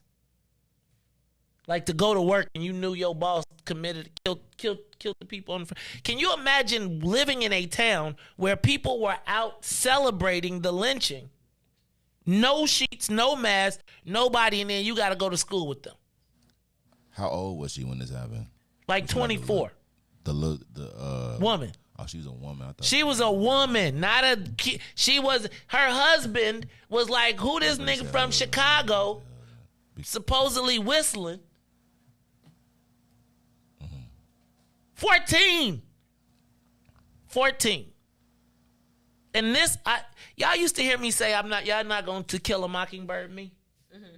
How many times have we seen this story play out where a white woman is offended and a black man pays the price for it? A lot. Even up into his life. It was a part of life. It still is, though. Society. Ruthie, it still is. It's just not a physical lynching now. I agree. White woman tears. White women have been seen as victims. White gloves. You seen that movie, the first movie they played at the White House. Which one was it? Birth of a Nation? Birth of a Nation. Okay, so they told you what it was. We gonna defend the honor of our women. Does that only count for white men in the South, or does that work for white men across the country? For them defending the honor of their women? Yes. Why you think that they trying to do Roe versus Wade? It's they sick, twisted way of defending the honor of their women. Controlling bodies. That's what it's about. I just think it's important for black people to recognize that we have been victimized. The fight that a black man cannot win, hell, even a black woman, is a fight against white women tears. They will rain hell down upon you to protect that honor. And I just think that the fact that this woman, do we hear any white women outraged that she's still out and about? No, that's where's our allies? Meemaw. That's not Meemaw. I'm just saying, like, that's because they. So let me ask a question: who were the black who has an abolitionist grandparent? Or how many people do you think their grandparents, like white folks that we know right now, their grandparents, was they with us or against us? And what did they? So what did you learn growing up? You know what they learned, but I'm not. You don't I'm have not a like tail. Meemaw. I'm not like Meemaw. Meemaw. Do you still go to dinner there? Why wouldn't I mean? Do you renounce your grandparents? Do you make them renounce their grandparents? Listen, Renounce. I demand that you renounce your grandparents. Racism is so embedded. I mean, the only way to maintain power is through violence. So when you got the white mobs coming and snatching Emmett Till out of his house, that is to defend the honor of the white woman. It's symbolic. How many black people have died for symbolism? A lot. So I want this symbolism. Lynching is symbolic. I want her. I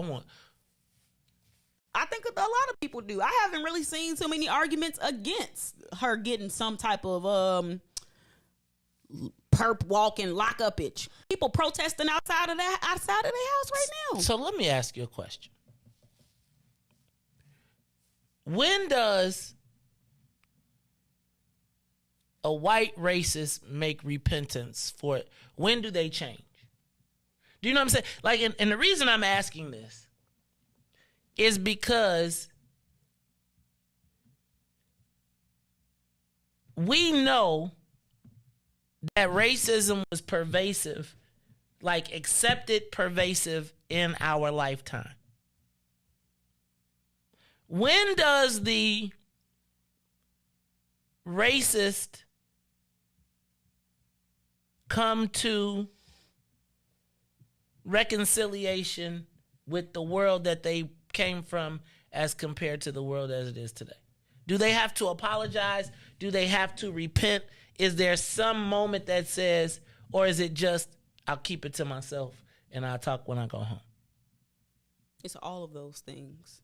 But true repentance for racism is reparations. So I don't care about your apology. I want the proceeds from the memoir, the secret memoir that was not supposed to come out yet, but somebody leaked it. I need all the proceeds to go to Emmett Till's family. I need her assets seized to pay Emmett Till's family. That reparations. I care about no apologies. How could you prove that though? Prove what? Like her accountability. I mean, I want to. They had the warrant. They just never served her with the actual physical warrant that existed. And Emmett Till's family went and dug in the basement of a courthouse and found it.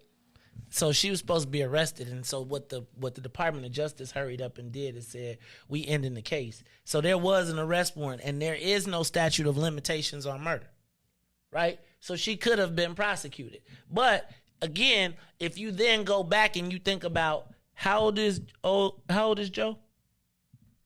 Biden? Mm-hmm. I think he turned 80 this year, don't he? Where was he? I'm saying. You know, we already so my question becomes, like, when did he have his epiphany?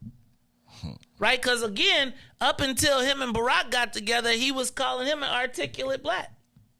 Didn't they have an article on him about saying that they ain't Yes. want the daughter going to school with black people or something like that? I mean, my question is, when was the Great Repentance? From all of the 75-year plus members of Congress that were, right? Like, so we talk about, again, the crime bill, But what about everything else with segregation and Robert Byrd and all of those people? When did the white people that were racist in the 70s and 80s, in the 60s and 70s, when did they have their epiphany? Right? Like, when did they, like, no, I'm saying, so if you knew, Riis, why you making that face, man? Y'all making, so if you was throwing rocks at Dr. King, if you grew up in the white enclaves of Chicago, if you are the people that left Chicago because you were scared of white flight, when did you come to the recognition that America is a great melting pot? Or did you find a way to stay separate within the world and still be, no, I can't call you a nigga at work, but. Yes, that's how Exactly racism how it evolved. Because you could tell, man, I was somewhere working, and this man of a different race than me was looking, and I promise, like you can just see he was just like saying the N-word with his eyes, like just like staring, old guy, you know what I'm saying? Just like staring, like that's when you gotta go like this to him. Watching all the black people move, going to go tell like somebody else black people do, just you can like tell. So, but I think there's two types. Oh, for sure. So there's that type that's just like disgusted, and then there's the ones that just go home and be like, through with them niggas for the week. Cause I already told you, man. You remember my last incident with the little carpet cleaner, man. I told him that I didn't think he cleaned my carpet because I was black. He said, "No, man, it really wasn't that. I said a price and it was too low." I said, "Man, but you didn't even tell me." Like you just assumed I couldn't pay it because that's the price that you told me. So I agreed upon that price.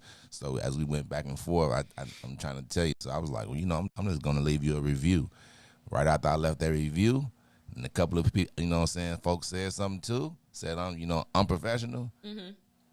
It came out, that quick. So I don't think it never left. I think it's still left, but you can't show it. Like you can't show it. It's just more covert. Can't show it. You can't run up in Emmett Till house. Yeah, house no more. Let me ask this though.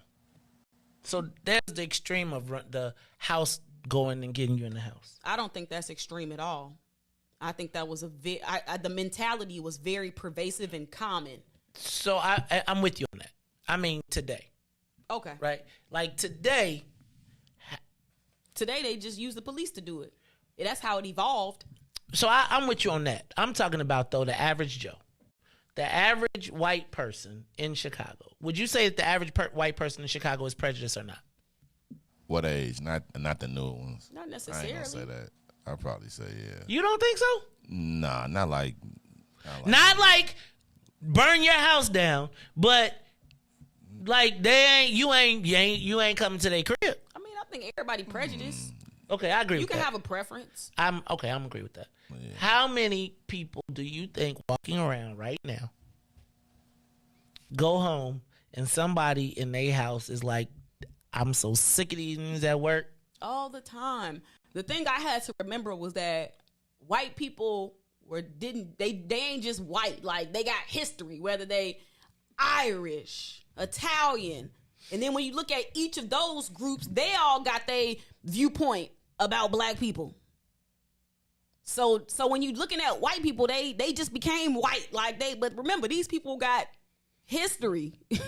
Like, they got culture. And sometimes their culture is anti-black. But that's America. That is global. That's why, I ain't tripping about the Shamrock bars. Like, you know how long they've been doing that? Like, that's a tradition within their culture. Like, and it's deeply rooted. And so it's like, whoa. And so when you say, well, maybe the young people, do we need to teach them that you ain't allowed here? I don't necessarily know. I think it's more so about learning about that white people were not just all white. Like, this is a Shamrock bar. This is, and then you are able to understand, like, presence and where you should be and where you shouldn't be. But I think all of them, whether it's a Shamrock, Italian, or blah, blah, blah, blah, blah, blah, Polish, or Armenian, all of them still be like, ninja.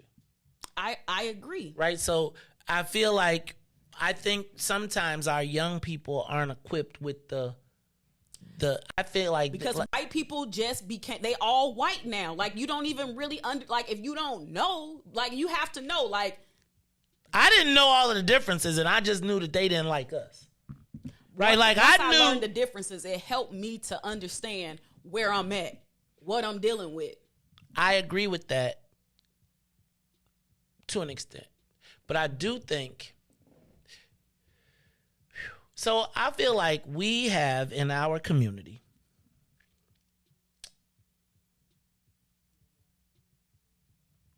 there's the old Chicago and there's the new Chicago.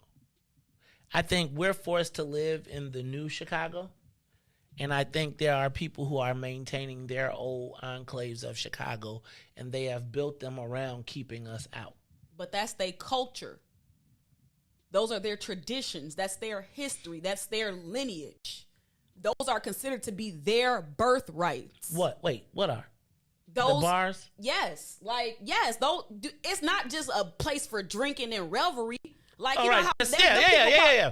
Just like in Bridgeport, they got the that's their stuff. Like, that is deeply rooted in their culture. It ain't all about drinking. What about all the secret deals that happen?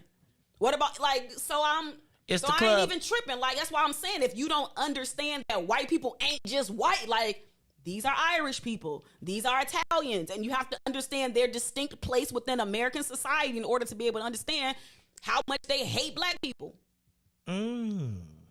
So I think it's kind of like what happened on Western. It's kind of why I feel like we need to have our own Obsidian, our own places. Like the thing that I feel like is, and it's kind of like, I do kind of understand what you're saying, Ruthie, and then I feel like that's why we got to put our young people up.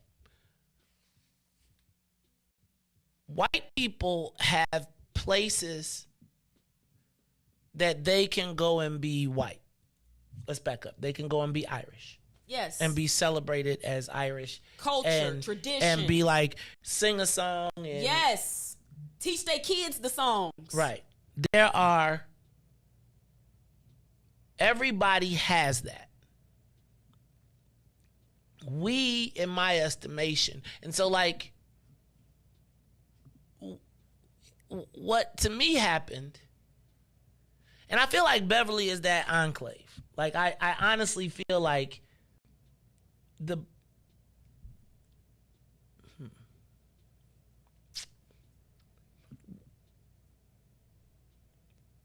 so then my thing is,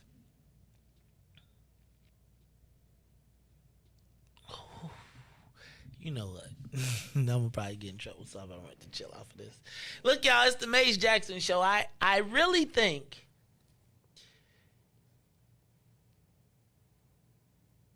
that there is and remains a tremendous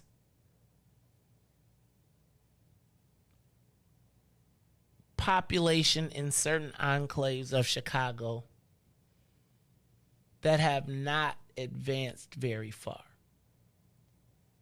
in the racial space. And I think they have created safe spaces for themselves. I don't know that we have very many safe spaces that white folks don't feel like they can violate. Right? Don't. I feel like white folks feel like you know how you see those white social clubs like popped up around, and they do everything. They done covered the windows. They be sitting outside smoking. They be doing all type of stuff.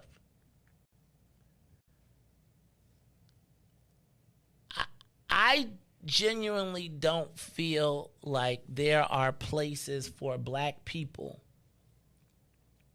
to go, talk, converse, be black unashamedly, say what they want to say without feeling like somebody is going to come police them or have the discussions, or some white person feeling like they have the ability to be there.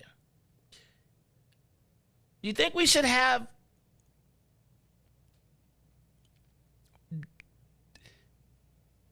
Do you think it's wrong for us to have our own black space? And do you think it's wrong for all those other groups to have places where they gather without? No. I'm not mad at them. They should. Though, like, where they should be able to have places to pass down their cultural heritage and traditions. Now, is it anti-black? Some of it, obviously. But I'm not mad at them. But it's also by design that we don't have those places. They literally can pass down tradition and cultures through their religion, through their spirituality. They do it through their education systems. They do it through their bars and social clubs. That's so deep, because actually that's what the parish is in those communities. And they drink, and then they go to their bars where the cops get to. Hey, man, they have, damn. All right, y'all. Let me say what's up to everybody that is tuned in to us on WBGX. Look, we're going to wrap this up, but you can still join us on Facebook, YouTube, Twitter, and Twitch. This is the Mace Jackson Show. I see we got callers.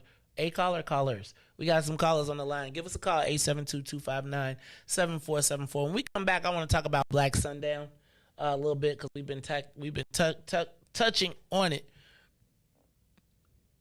But are there places in Chicago where black people just ain't supposed to be? Yeah. What you mean by you ain't supposed to be? Beverly bars. Ain't that the land of free? And that is how, and that is, to me, walking right in there. That's exactly how what happened in Beverly, in my estimation. We're going to talk about it when we come back, because I do feel like there are signs, there are things that we have to make our young people aware of in the grand scheme of things. Because, again, I don't know that the situation in Beverly, I feel like that was a preventable situation if we are self-aware and if you understand, what do they call that, situational awareness? I feel like situational awareness, and can't come or shouldn't come. We'll talk about it all when we come back, and we'll take your calls. Give us a call, 872-259-7474. Are there places in Chicago black people just know they ain't got no business? We'll talk about it when we come back. The Mace Jackson Show will be back after this break. Hey, Chicagoland, all roads lead to Solo Beauty Supply, the largest black-owned beauty supply in Chicago. We carry a large selection of natural hair care products, plus much more. So come see us at one of our two locations, located at 9011 South Ashland or 8158 South Cottage Grove.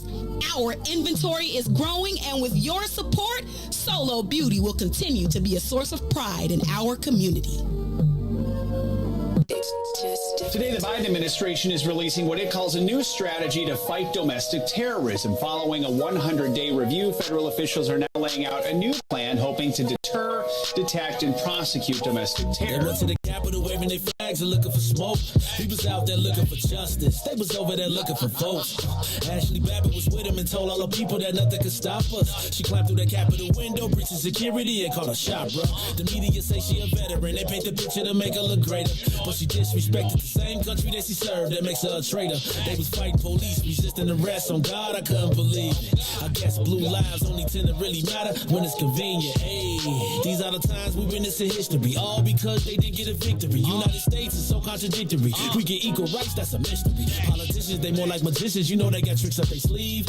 We point out the flaws that's up in this country. You know they gon' tell us to leave. Somebody try to help me understand it. Always seems like a double standard. They be out here leaving us empty-handed to certain rights we are not granted. The media is the culprit when it comes to the comparison. Cause when it comes to race, they always changing up the narrative. Terrorism. They say you a patriot, call you a hero. I call it terrorism. And that's on the real. You know what we know, I say it's terrorism. They say you a patriot, call you a hero. I call it terrorism. And that's on the real. You know what we know, I say it's terrorism. They say you a patriot, call you a hero. I call it terrorism. And that's on the real. You know what we know, I say it's terrorism. They say you a patriot, call you a hero. I call it terrorism. We Still out here trying to get our reparations. But the government pump faking out here hesitating. I'm out here trying to keep my peace, so I keep meditating. The media make us look bad, they taint our reputation. Look, it's so sad that COVID causing toe tags. You claim you so patriotic, but you ain't wearing no mask. You out here wildin' with your MAGA flags and showing your ass. You wanna be part of some type of revolution so bad. Look, you talk revolution and constitutional rights, homie. I guess we forgot about back in the days when all of the business was whites only. Yeah.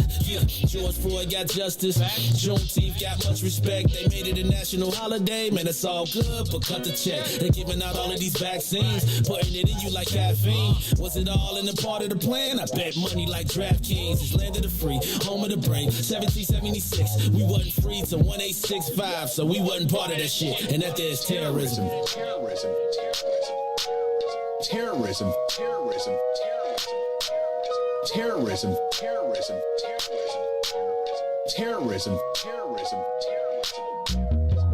Back to the Maze Jackson Show.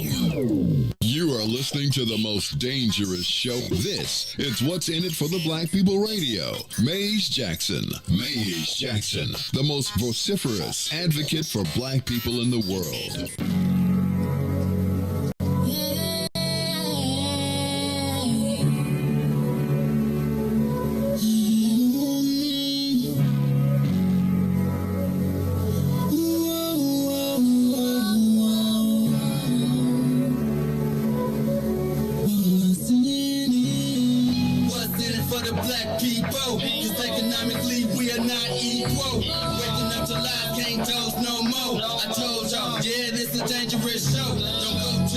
If you ain't trying to help us, don't even try to be around and can't protect us.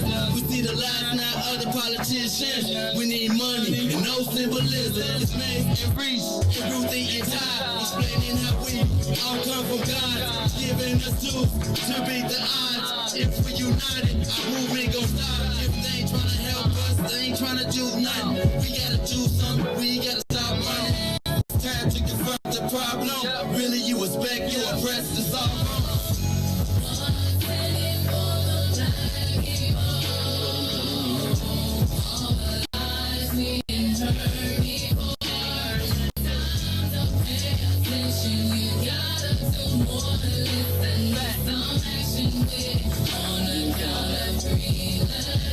Wake up, Chicago! Wake up, world. This is the Maze Jackson Show. I'm your host, Maze Jackson. Got my man, DJ Riis through that. Ruthie Mo say, Ruthie and Riis. I told y'all it's the millennials.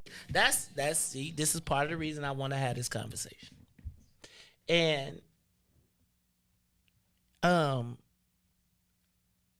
Riis said he was going in the Shamrock Bars on Western. I feel like I'm just not going. Like, I feel like I don't even, I feel like I've had my fill of probably overserved white folks who I know are going to, over time, aggress. Not because I'm scared to go, but it's just like, I just don't want to be around that. I don't want to be around a bunch of drunk white people who are trying to throttle their right. Like, and it's not so much scared as much as I just don't want to be around you. And I don't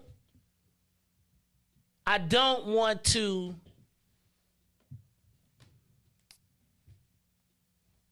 sometimes, in my estimation, in places like that, you have to manage your attitude.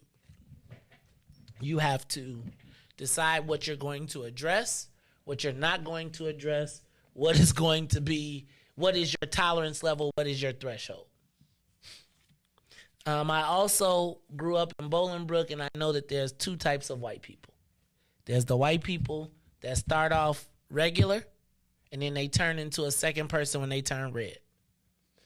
And when they turn into the red person, they have a whole different type of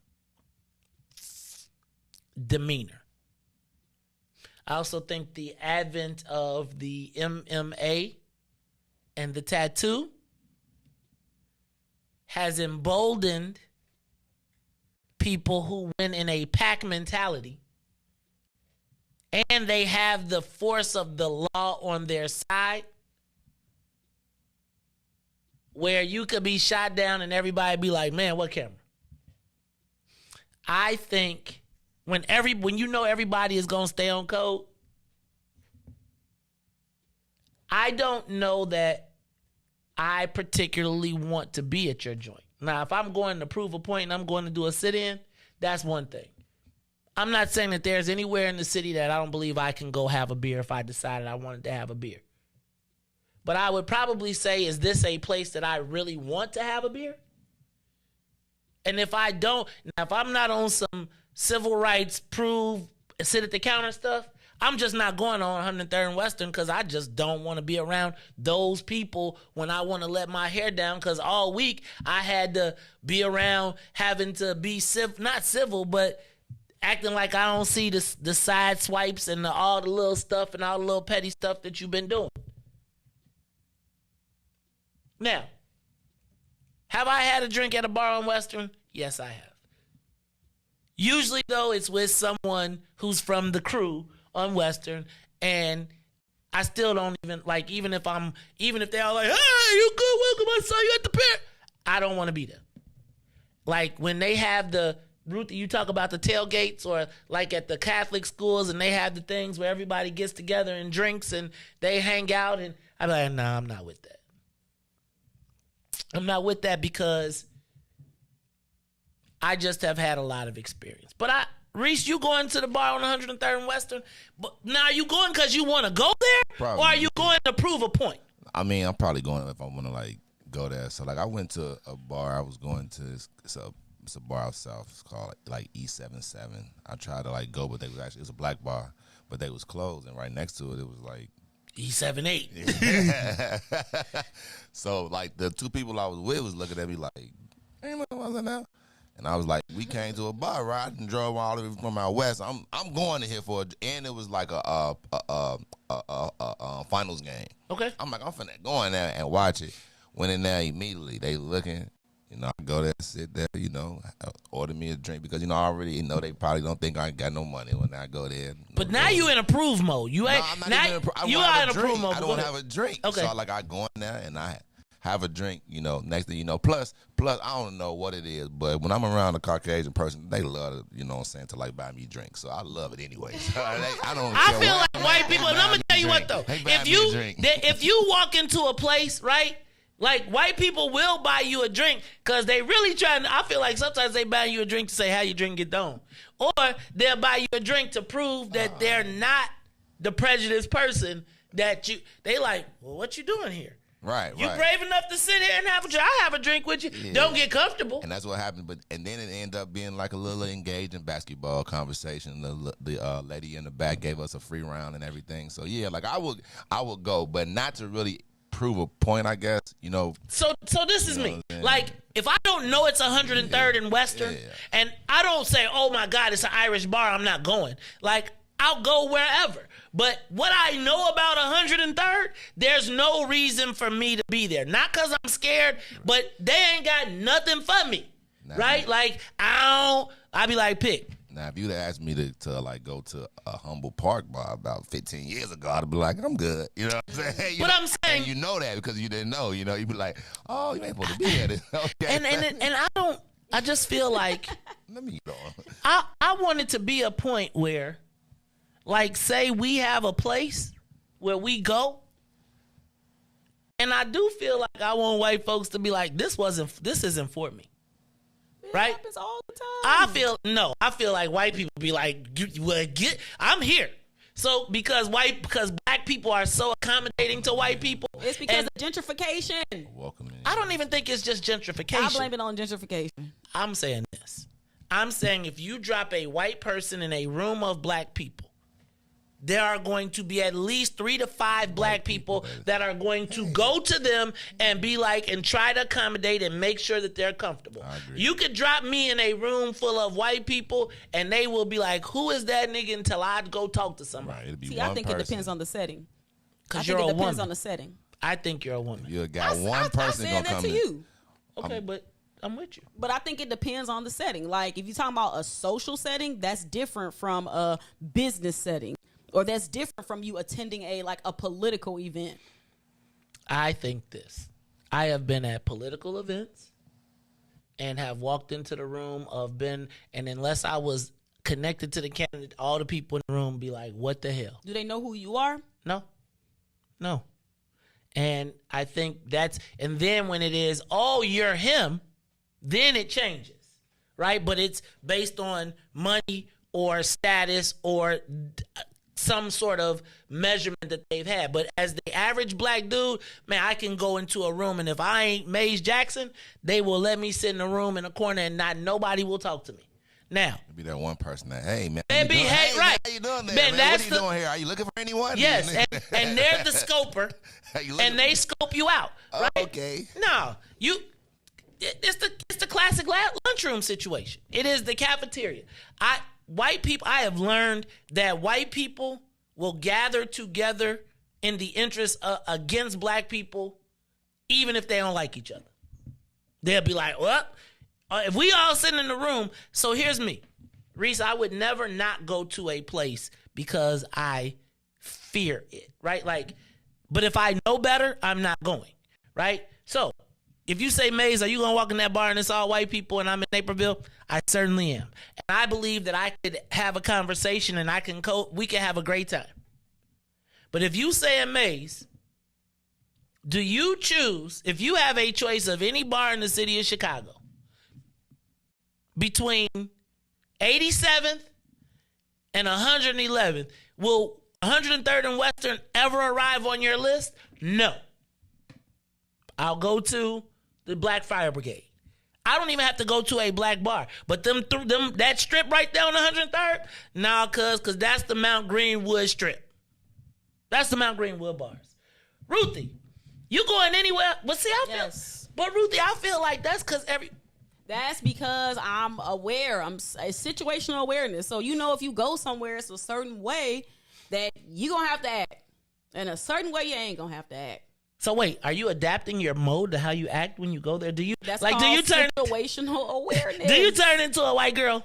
Not a white girl, but do you know how to talk to the white boys that make them be like, hey? I don't even be going out like that. Let me just say that. Let alone to a bar. That's just not my speed. Okay. But there is nowhere in the city that I will not go somewhere based on me feeling like I shouldn't go. Like just violence versus racism. Racism ain't stopping me from doing nothing. I'm going wherever I want to go. Yeah. Whites only, wherever. I'm going wherever I want to go. But do you want to go there? That's the key. That's my point. So that's all I'm saying. So either you're going to prove a point, uncomfortable, right? So you're going because you're proving a point, or you ain't going. That's not how I like to spend my money. That is not a good use of my hard-earned money to go spend it with some people that's looking at me crazy. That's my point. I will pour that drink on the ground and walk out before I pay to prove a point. See? I will drop it and break the glass in a scene if I feel that level of you trying to intimidate me or threaten me. No, I don't move like that. Knee hat to a grasshopper. Hey y'all, listen. I know, Ruthie. It's just I don't know. I don't do well with threats and intimidation. Oh my goodness, me either. I don't do well with that. I don't either. That's why I stay away from places where people think they can threaten or intimidate me. But that's when situational awareness has to come into play, because there has been times where if I'm out with a group of my friends, with a group of other black women, and we feel the type of way we not getting the proper service or somebody looking at us a little bit too hard, don't get it twisted. We'll make a scene. What's the scene be like? We'll make a scene. You see how I increase the sound of my voice? Uh-huh. So so they can know we not about to do this. So I'm not just gonna pay and leave and quietly leave. Oh no, I'm slamming the money on the table. I think that to me, silence is the problem. Silence is violence. When we adjust and we move and we don't say nothing. You step on my toe, I'm gonna holler, and I'm probably gonna step back on yours. That's what I'm talking about. That's why I'm just gonna go to my own joint. So you don't got to deal with it. Like I want to be where they want me. Like I don't have any desire to, like, honestly, you probably wouldn't catch me at a city encounter. And if somebody said we don't want no black people here, can I tell you what? I would be like, you have every right to do it. Right? As long as my money ain't paying for it, do what you want to do. Because a lot of these white people won't have you in their house. Right? And they feel like that bar is their living room. It's the Mace Jackson Show. Let's go to the live line. Carl, you on the Mace Jackson Show. Is there black sundowns in Chicago? And do we have to be situationally aware? Are there places we just know we shouldn't be going? It's the Mace Jackson Show. What's up, Mace, Ruthie, and Riis? How y'all doing this morning? What up, Dizzo? Hey, man, I need that presentation. These people trying to do some work with I you. told her. I told her. You'll get it today. Okay, but look, check this out. So this is what I'm saying. I know, man. I just want to listen, make sure I'm doing my part to help. You keep talking about that doggone place. I showed you our place. I can't afford that place. Man, you can't. How you can't afford? You don't even know what the price is. You're right. I do think. I'm gonna tell you. And yesterday's price ain't today's price. Ty. So okay, then let's get together. So hey, man, listen, man. We got our place, man. Ty done discovered the Black Soho. Hey, Riis, we got a Black Soho. Ruthie, we got a Black Soho. And this man get up here and talk about we need our own place. And we got a place with rooftop, Ruthie. We got a place with two rooftops. And he's talking about something we need our own place. Ty rich, man. Hey, white people be scared of Ty. They be looking at me like he don't lift weights like Ty. And then don't let Gregory show up. Because then everybody be like, Greg, they be saluting Greg and Ty. I come up, they be like, who's the little guy? What's up, dog? Hey, man, listen, the fact that we sitting around here talking about hanging with white folks in 2022, going to their bars in 2022, and whether or not a person should be arrested at 2022 for murdering or causing the murder, when I know 5 or 6 or 7 young brothers who went to jail, one person got killed, 1 bullet, and 7 guys in prison for 1 murder, and all of them couldn't kill them. So, and then we sitting around here to this day talking about that without her saying the lie, without that happening, it would not be a case. It's no way. I've seen Jewish people usher in people at 89 years old in wheelchair to be prosecuted for some stuff that happened in Germany. I mean, or whatever it was, and seize their assets of these people who just had involvement with shall I say, the Holocaust. Hey, man, the fact that we even think that's a question or not, whether she should be locked up, and we got a so-called liberal president, we got a so-called liberal governor in our city.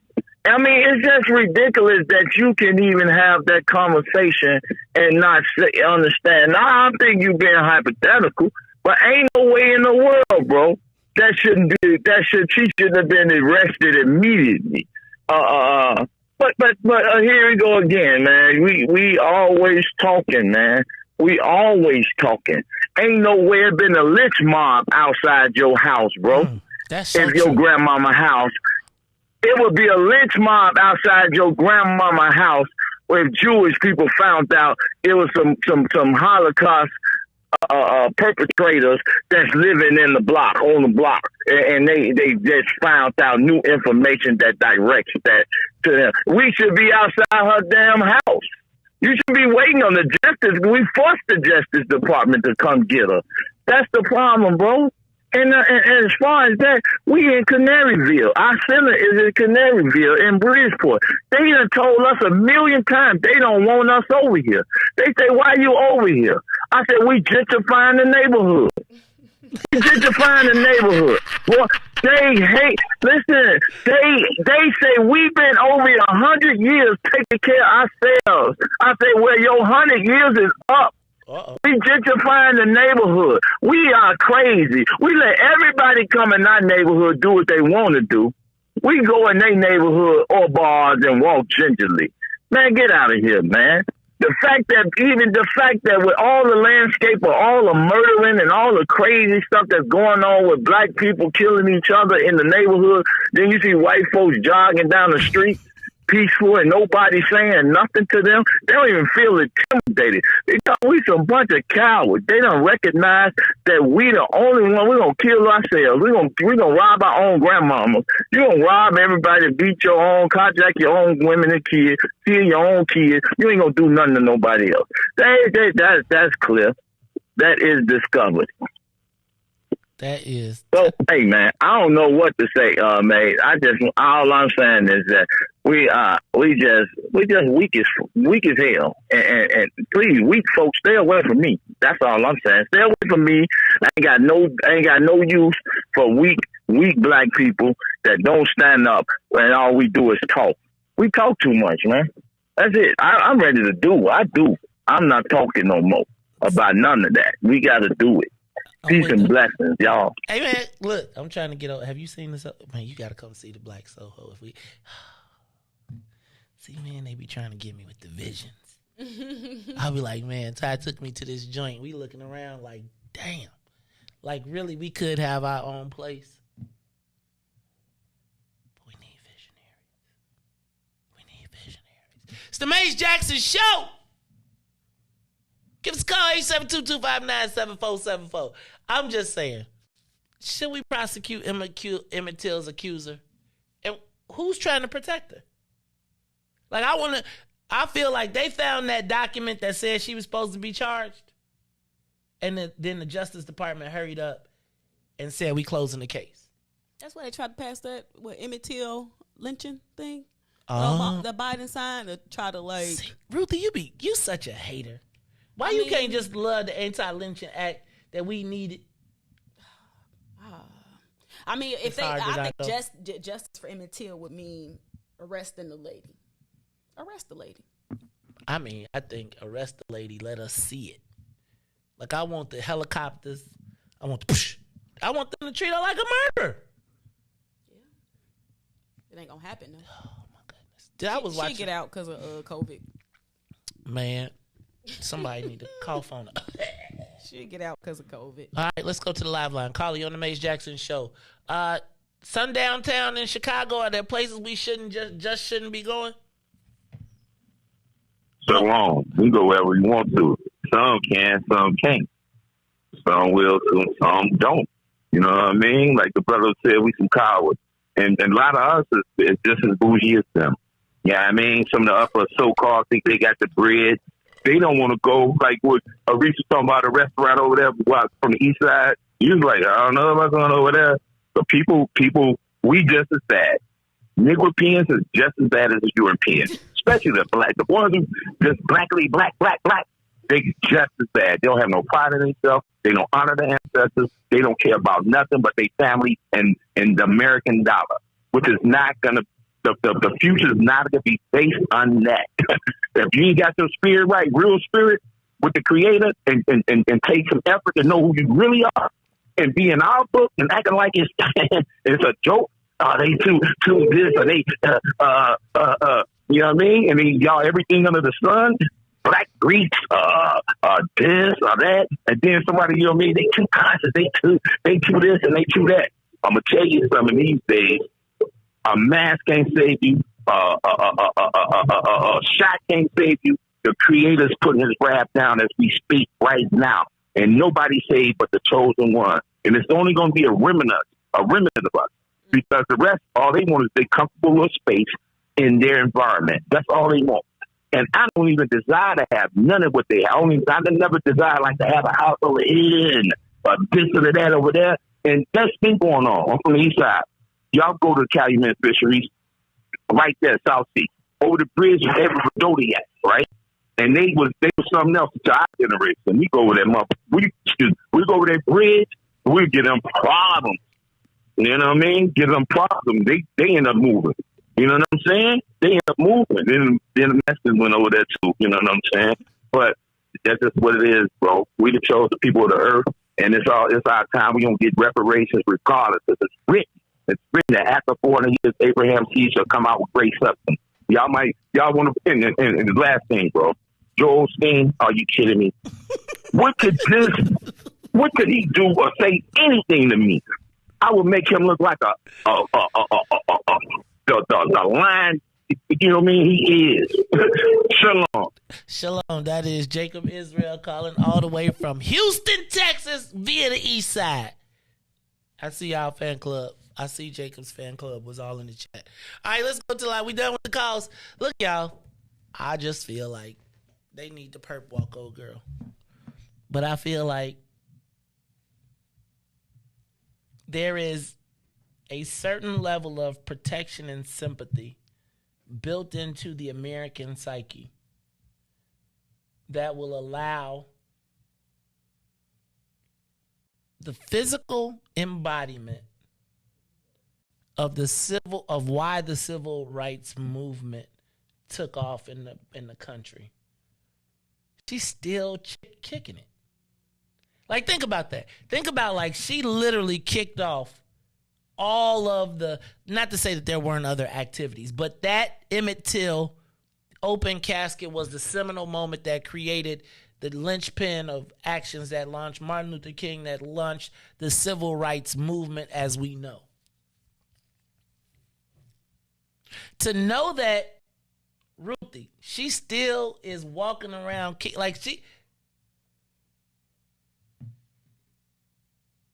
like all the documentaries, all the history, all of the pain that it meant to us as a people.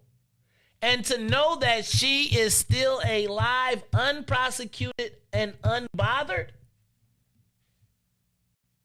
that's a problem for me. Knowing how many people and what they will put people in jail for now, like, I really would love to know what, like, a Joe Biden says about that. Like, you know what I'm saying? Like in one of those, like, because, you know, he ain't going to come on the Mace Jackson show, but can we get, like, Charlemagne or somebody to ask him? You know, it's going to be, you feel me? Like, what does Kamala say about that? Or is that something that we all just supposed to, because we got Mary Bethune-Cookman yesterday? Right? So, so we got no shade. We can walk and chew gum. But when we think of Emmett Till, when we think about the legacy of Emmett Till, we are supposed to be grateful that Biden signed the Emmett Till, the Emmett Till anti-lynching bill. Mm-hmm. That's the legacy that they want us to remember. Ruthie, remember how we were talking and they said every year they have to replace the Emmett Till sign because people shoot it up every year in the South? Mm-hmm. Again. And she's still walking around. Think about that. Like, as gruesome as Emmett Till was, there are people that was like, that nigga got what he deserved. To this day. Yeah. And then you got to talk about that's everybody grandmama. Them kids that was shooting at the sign are the same grandchildren of right? Them same, maybe they ain't shooting at the sign, but remember Fred Hampton? Remember they said they shoot up the grave of Fred Hampton every year? What's the difference? Right? Like, when the people you're sitting next to really despise you, would kill you if they had the option. And guess what's crazy? They be at family dinner with the white liberal who's supposed to be your homie. None of this is surprising or shocking to me because they didn't even look at us as human. Like, we ain't that far removed from being considered animals to these people. So when the first movie that they show at the White House is Birth of a Nation, ain't none of this stuff shocking. I think we just have to demand justice. And in demanding that justice, we got to be able to see through things like the Emmett Till anti-lynching bill. Like, is that enough? Does that now resolve Biden and Kamala Harris from speaking about this warrant that needs to be served on Carolyn, on Meemaw? Not Meemaw. I don't know what white people call it. You ain't got Meemaw. What do white people call it, Grandma? I thought it was Meemaw. Meemaw. That's what I thought, Meemaw. I know. I'm saying that you wrong for that, Ruthie. I'm just saying, like, they Meemaws around the world are like, what did I do? But I mean, if you just, I can't. But okay, so if I'm looking at this from a psychological standpoint, Meemaw was racist because her Meemaw was racist. So I can't even. That's why part of me, like, when I think about how racism is so pervasive and how it goes from generation to generation and the impacts go from generation to generation, like, I ain't got no grace for Meemaw or Carolyn. Like, none at all. Lock her up. Throw away the key. But I also understand that Meemaw was born into a system that white woman tears was the way to go. Do you know how much domestic work white women did not have to do because black women and slaves did it for them? Do you know they didn't have to breastfeed because slaves didn't for them? They was like, you got to reserve this one. So Meemaw probably was nursed by a black woman who she thought less of. Meemaw probably had slaves. So am I mad at Meemaw? Not necessarily. It's the system. You mad at great Meemaw? She was probably her great grandma Meemaw probably came from England. And probably got whooped by her husband, so she probably was mad at us anyway because her husband was. I mean, there was some chatter about Carolyn Bryant's husband being abusive. I did see that, and how then it's like, okay, I done went this far, I can't recant this now. All right, y'all. It's the Maze Jackson Show. Maze, Riis, and Ruthie will be back after these messages with Tell Me Something Good. Y'all got to call me and tell me something good. When we come back, it is the Maze Jackson Show. The Maze Jackson Show will be back after this break. WIIFTBPM. Maze Jackson. Uh-oh, what's in it for the black people? I want to know, is there an offensive black people list? Who manages it, and do black people have to honor it? Maze. You're Uncle Tom. That's why you're an offensive. And the reason why you're Uncle Tom is the real story of Uncle Tom. How he worked for his freedom, and then the slave master reneged on him and wouldn't let him get his freedom. So you know what he did? He left. You're messing with the church's money. You were smart enough to work your way off, so you offended the white folks, and then you offended the black folks because your ass left, and because they wouldn't. And who manages the left is both black folks and white folks, because if you see in that situation, the black folks is just as mad as the white slave owner that Uncle Tom left. What happens if you say that and someone gets offended? You ran off the plantation, brother. That's why you're offensive. That's all I got, bro. Keep being offensive. Thank you. Maze Jackson. And now, traffic and weather.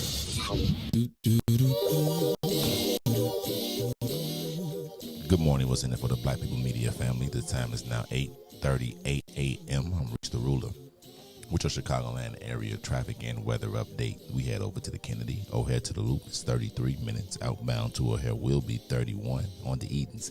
Deerfield to the Exchange is 42 minutes. Exchange to Deerfield will be 39. The Eisenhower.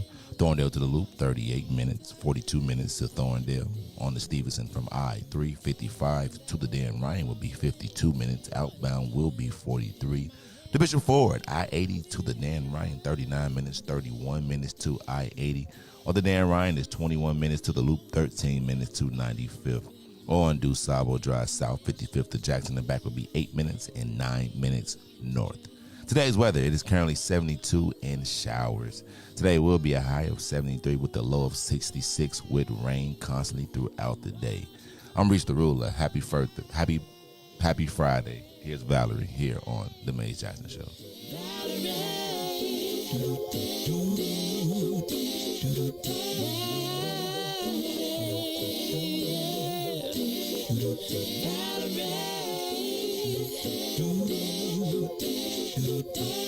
you have to go to jail? Put your house on up for sale. Did you get a good lawyer? I hope you didn't catch a tan. I hope you find the right man who'll fix it for you. And are you shopping anywhere? Change the color of your hair. Are you busy? And did you have to pay this fine that you've been dodging all the time? Are you still dizzy? Since I come home, well, my body's been a mess, and I miss your ginger hair and the way you like to dress. Won't you come on over? Oh, stop making a fool out of me. Why don't you come on over there?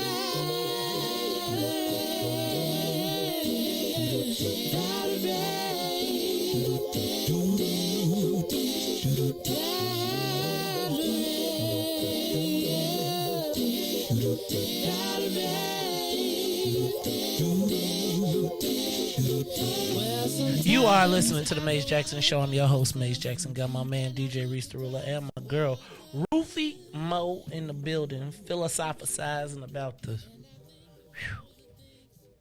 Tears for Fears. What was that song anyway? You remember Tears for Fears? You don't remember the group? You don't remember Tears for Fears, Riis? I'm sorry, it's okay. How many songs they had? Songs from the Big Chair. What's that? Not talking to you. Oh, I'm sorry. I'm not talking to you. Sure. Somebody out there know who Tears for Fears is, right? Riis, Google Tears for Fears. Google Tears for Fears. Put it on the thing and play it. You making me mad. Y'all acting around here like I'm crazy.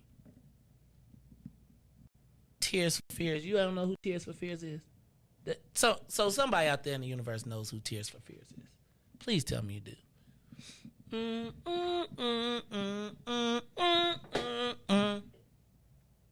You don't know Tears for Fears? Why would I know this? Play it. Why would I? Play it.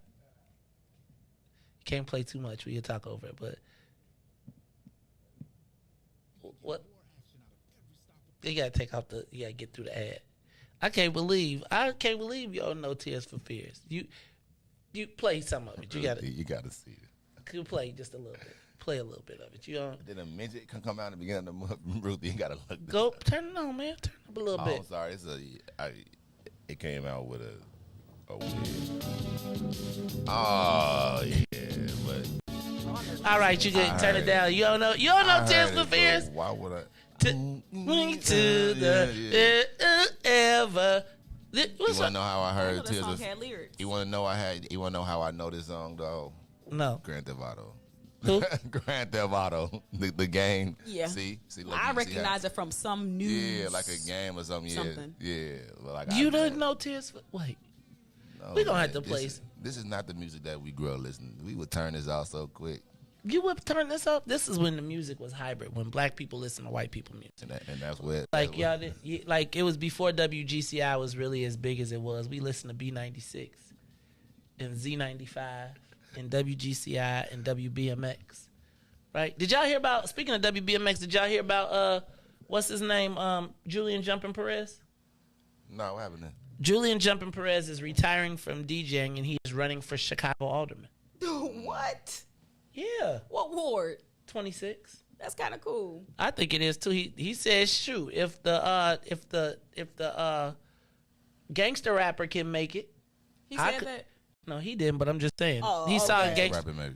Andre Vasquez used to be a gangster rapper. He's an alderman now too. He's the one that got the Fred Hampton picture up. You gonna have to put jumping on all his stuff. Huh? Because if you just say his first and last name, I ain't gonna know who you talking about. Yeah, he got the one. He was the one I told you. He was our co-chair of our reparations committee. the Latino co-chair at the reparations Okay. committee. Okay. So he was a gangster rapper, and now he is going to. So now we got a house head. Well, Julian Jumping Perez, but he's running against Roberto Maldonado in the Puerto Rican neighborhood. Do people take music seriously? You think you can make the conversion from a rapper to from a house DJ, like from a house DJ to an alderman? Dum, dum, dum. Probably. Father, house music. You remember the Hot Mix 5? The mix at 5 is it the hot mix at 5 p.m. That's what I'm assuming. Ruthie, do you know who the Hot Mix 5 are? Oh, he said it's not. It's a group. I'm sorry. I thought. You know who Julian Jumping Perez is, right? Yes. So he was a member of the Hot Mix 5. So was Mickey Mix and Oliver. Who was it? DJ Kenny Jam and Jace. I don't know if Farley was part of that. And I don't know if Steve Silk Hurley was part of that. But who knows who the I forgot the name of them. What did I call them? It's the Hot Mix 5. Hot Mix 5's Battle of the DJs. No, it wasn't the Battle of the DJs. Hot Mix 5 was the 5 people on. Looking at Julian Jumping Perez's bio. He said That's it's a the battle origin. of the DJs? I think that was the origin of it. Oh, it was a battle? He said, at an early age, I won the Hot Mix 5's Battle of the DJs, which launched my radio career at the legendary 102.7 FM. Oh, okay. So now I learned something. I don't really like house music like that. But what I found out was like all the Hot Mix 5 people weren't black. I thought, like on the radio, you be thinking they black. The other day I had a tow truck dude pull up on me. Not pull up, my tow truck. My car got towed. He was... Yeah. Man. Miss, I just realized that. Wait a minute. Man. I had a bubble in my tire. Check this out. Let me tell you what happened. You want to know what happened? I'm going to break this down because I think I'm through with Mr. Lee forever now. I think I'm through with Mr. Lee. I was definitely saying, mechanic. Man, Joe, check this out. So, before I went on break, I knew I had a bubble in my tire. But my other car was broken. So I was like, okay, I'm going to put the car in the shop. You give me the car back. And then when I come back, have everything ready on the other car. And then I'll give you the tire with the bubble. Riis, they give me the new car back. They done had it for 2 weeks. They give it back to me. And as soon as I get on the expressway, the brakes go all the way to the floor. Whoa. I'm like, damn. So now I'm like, but they were supposed to flip my tire. So I was like, okay, I'll just bring this car back, tell them they got to fix it. Well, they didn't fix it. So when I show back up and I'm mad that my car is messed up, I'm like, give me my other car. But then they never changed the tire. So now you know how you've been riding on a bubble and then all of a sudden, or you've been doing something and you feel like this is as far as it's going to go? Like I can't test this no more. And so I got home. And as I was pulling into the driveway, the bubble popped. Now I realize I don't have a spare. So I called AAA to put the spare on, but then I realized I don't have a spare. So now I take the car back, and I almost died on the road, man, because I was on the expressway. Oh, wow. And I got off, and it was. And by the time I got in the drive, right, it was crazy. But I felt like, you know how, and I get tired of the whole, slap me on the back and be cool, and you still screwing me over. That only work if you getting some type of benefit, like a deep discount, and it was just a slip up. But I ain't finna be paying full price or close to near, then almost die. Right. And then it's crazy. But the thing to me is that it's when it's, I don't even know how to explain to, you know how people be like, oh, man, my bad. No, nigga, not my bad. Almost, I could have died. You know, honestly, Maze, I feel like it would be different if you didn't, do regular maintenance, on your cars. But my thing is you pay for quality service, so why should you have to suffer? Because Mr. Lee doing that. And the thing is, I feel like it's so. I'm about to start going back to the dealer because I feel like it's so many. They so used to black people, and I think they kind of assume things about you, sort of, right? Because all the brothers be bringing their cars there. I'm not But, I feel like they assume a lot of stuff sometimes. And now I'm starting to feel a certain way because, like, at a certain point, you should feel like, man, this is a good paying customer. Not a nigga with cars. Right?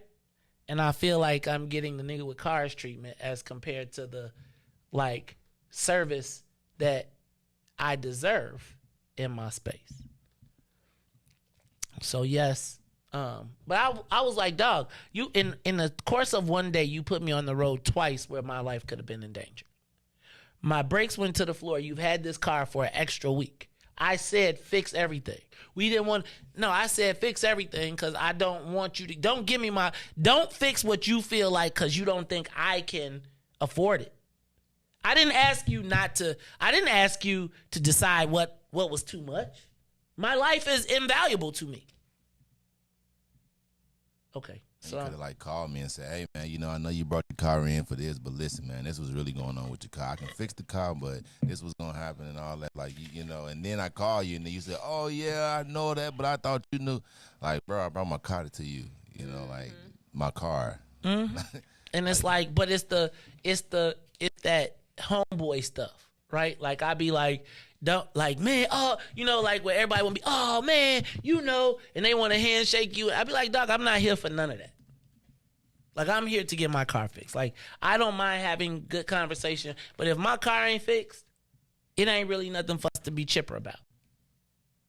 That's why they say sometimes you can't make friends with people that's providing service. That is truly the case. But I know it's hard, though. Can I ask a question? Is it acceptable now to vape inside? You always ask this. And at work? I want to know, vape too. What? You know what I'm talking about, man. Everywhere I go, no matter where I'm at, people just pull a vape pen out like it ain't like. No, man, I'm telling you. Vape what, though? It don't matter. It don't make a difference because how do I know? No, it doesn't. Right, I don't know the. Is it medicine? So here's this. If it's marijuana, it could be medicine. At the workplace? Yes. You can vape. Where does it say in any? So this is my question because I have been confused lately. I have experienced people in the workplace in a professional setting now taking quick, swift puffs from a vape pen. Like they've mastered the smoke. No, it's not okay. Just go in the bathroom or go outside. If you can't smoke indoors, then I think that should apply to vapes too. So but it don't though. It don't. No, I'm saying so. Like, is it acceptable, like in the world now, to if you are an employee at your job to vape? Like, if somebody's paying you a job, paying you to do a service, can you vape while they're doing that? Vape what though? I don't know. I don't know. If you sit in a meeting with me and you no, it doesn't. If you sit in a meeting with me and you pull out a nicotine vape or you pull out a cannabis vape, if we're in a business meeting in which I'm paying you, is that acceptable? Outside or inside? Inside. Like, if you're working for me, you can see me outside doing whatever because I'm paying. But if you're working for me, do I have to pay for you to be high too? Like, now if I don't know it, that's one thing. That's why I asked you, what are they vaping? I don't know. That makes a difference. It does not make a difference. Assume that they're getting high. They might literally have a nicotine addiction. I don't think it's that. But so do you have a nicotine addiction? Can you smoke in the office? Right. It's work though. It's work. So just because you have a vape, it don't mean you just pull it out. Like you have a job. So I your smoke agree break on your that smoke is break, you smoke improper. Like but exactly. It does make a difference what you're vaping.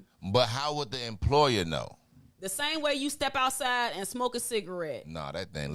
People can step outside and vape their stuff if they want to. Correct, but he's not saying that. He's saying in the I'm saying you sitting at my freaking table, we talking, and you pull out a vape and hit it. Vape right now on the show. Okay. That's what we say. That's what I want to know. But I go. Is it acceptable for white people? Is it like, can white people do that? People vape everywhere all the time. People flame up everywhere all the time. It's just a matter of, like, remember, Riis, how you said the other day you was at the movie on the rooftop and somebody flamed up and you said, hold on now. I know that this elderly couple did not come here to smell your So my reefer. question is, but now I want to ask, can you vape cannabis in and at your job? No. Why would you be, no. what would make you feel like you can? Because everybody, that's the way the world is moving into people vaping and smoking indoors. You will come out better flaming up a blunt indoors before a cigarette. You light up a cigarette indoors, people gonna have a fit. You light up a blunt indoors, people might come and get a hit.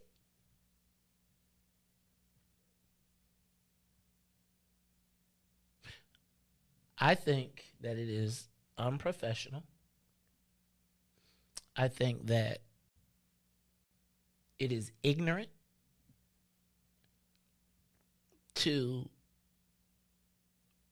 be getting paid by someone to do a job and getting high at the same time. Especially if you don't win. Or especially if you haven't done a good job. So if you get high during the job and then you fail, do I get to blame that at all on your highness? Do you have a drug policy? Yeah.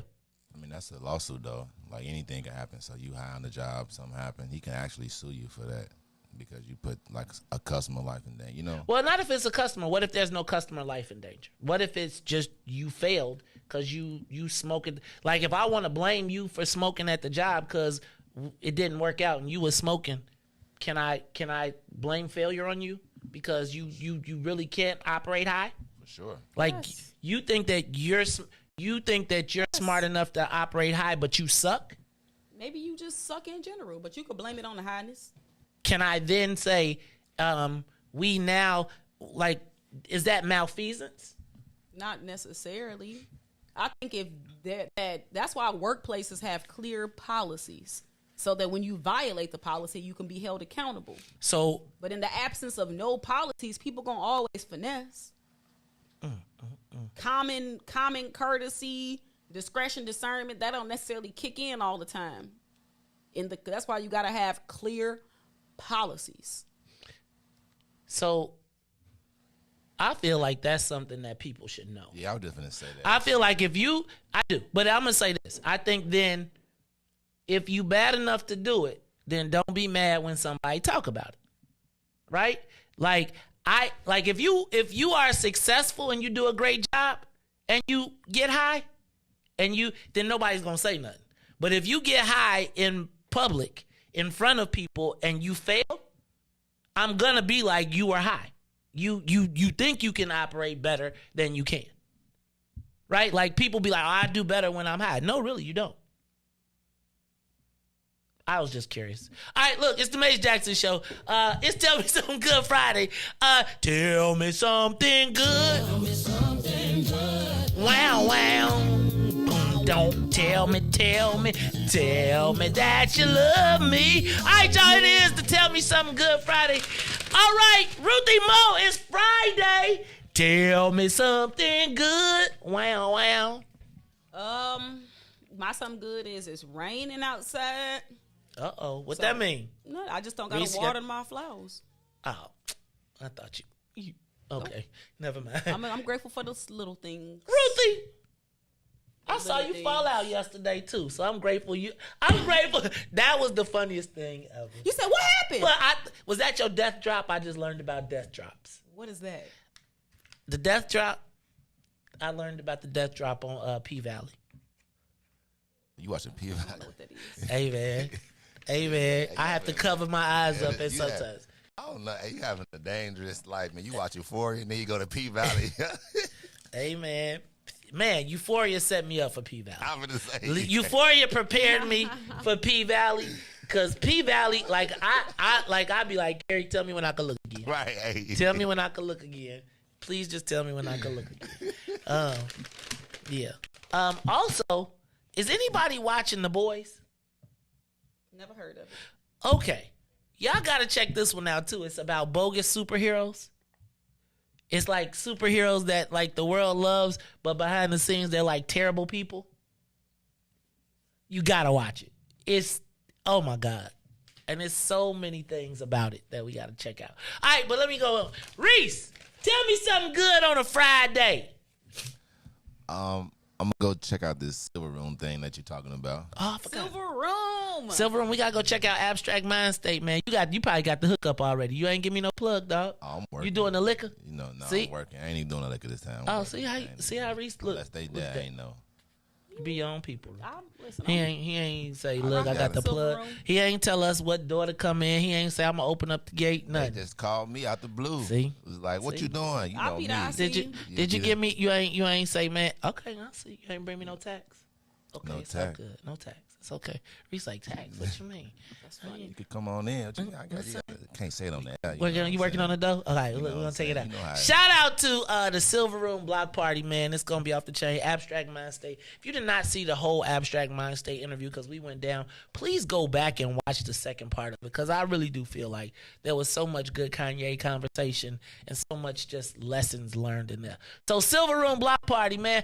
I was realizing that I am so old because I didn't know nobody that was on that list. I was like, except for Abstract Mind State. You know them people, Ruthie? Mother Nature. Oh, okay. I'm kind of excited to see them.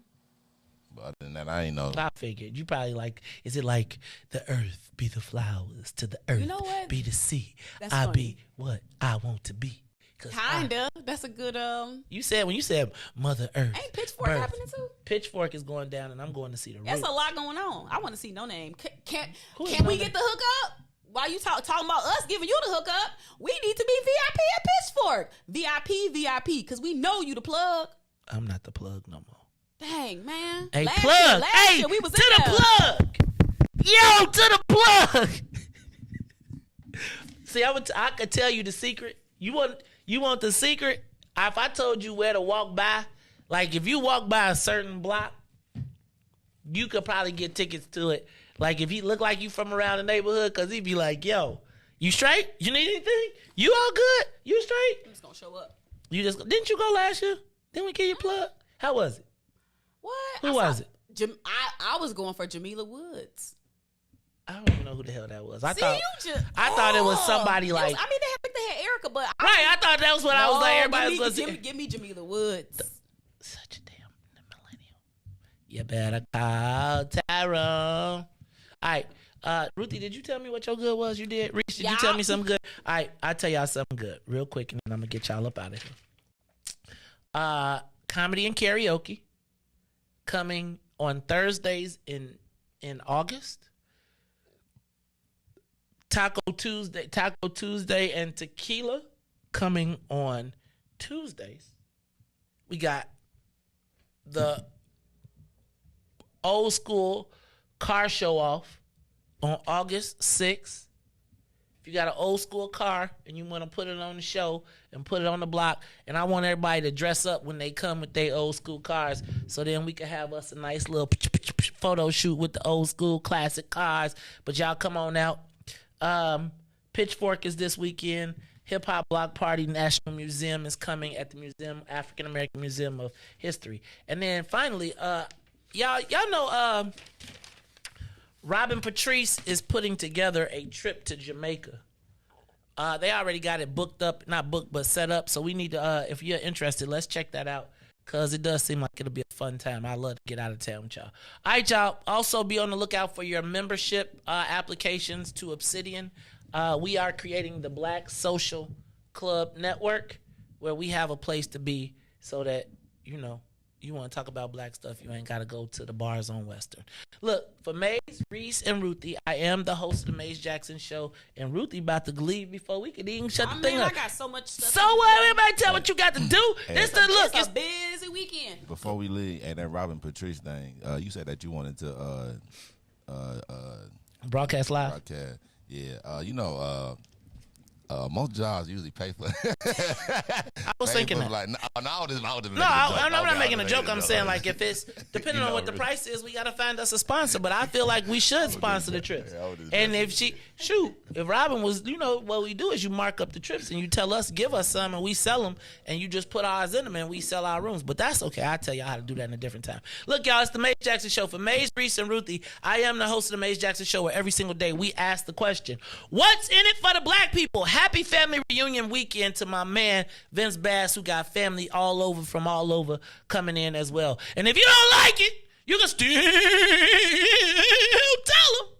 May said, we out of here. Peace. Let's get down to business and go ahead and address the facts, man. Lightfoot seems more lesbian than black. Rahm Emanuel's another case. He was just as tired. 50 closed schools left much to be desired. Police had Anjanette naked on that body cam. They suppressed the footage so it couldn't touch a lot of hands. Reminds me of that 16 shots in that cover-up. Both of them similar, so I went and dug it up. George Floyd killed, a lot of riots happened in the town. Southside burned and they wouldn't let them bridges down. Grandmother sick, need a prescription and plus a couple groceries. You gon' have to travel just to get it now. COVID-19 out here shutting all the business down. Not enough SBA loans to even give around. So many failed businesses that you could put them in the pile. If you don't survive the pandemic, it's gon' sit you down. We sing, dance, play ball, entertain, and crack jokes. Government infested black neighborhoods with crack smoke. System that milked us so bad, we got lactose. Still trying to find out what's in it for us black folks. We sing, dance, play ball, entertain, and crack jokes. Government infested black neighborhoods with crack smoke. System that milked us so bad, we got lactose. Still trying to find out what's in it for us black folks. Shout out to Willie Wilson, hope one day you get to send it. We need some different players in the game to handle business. So many shady characters like Madigan and Blago. But when you really break it down, it's typical Chicago. City full of gangsters, it's what the land was built on. Same streets with hood legends, DNA gets spilled on. Carjackers out here lurking, trying to get they steal on. Looking for a block to put them Hellcat wheels on. Let us give bogus appraisals a red line. Car crackers out here getting minimal fair time. And up to seal carry, I stay with the pipe. But Illinois gun laws giving minimal rights. Stay up on the swivel, make sure I'm moving tight.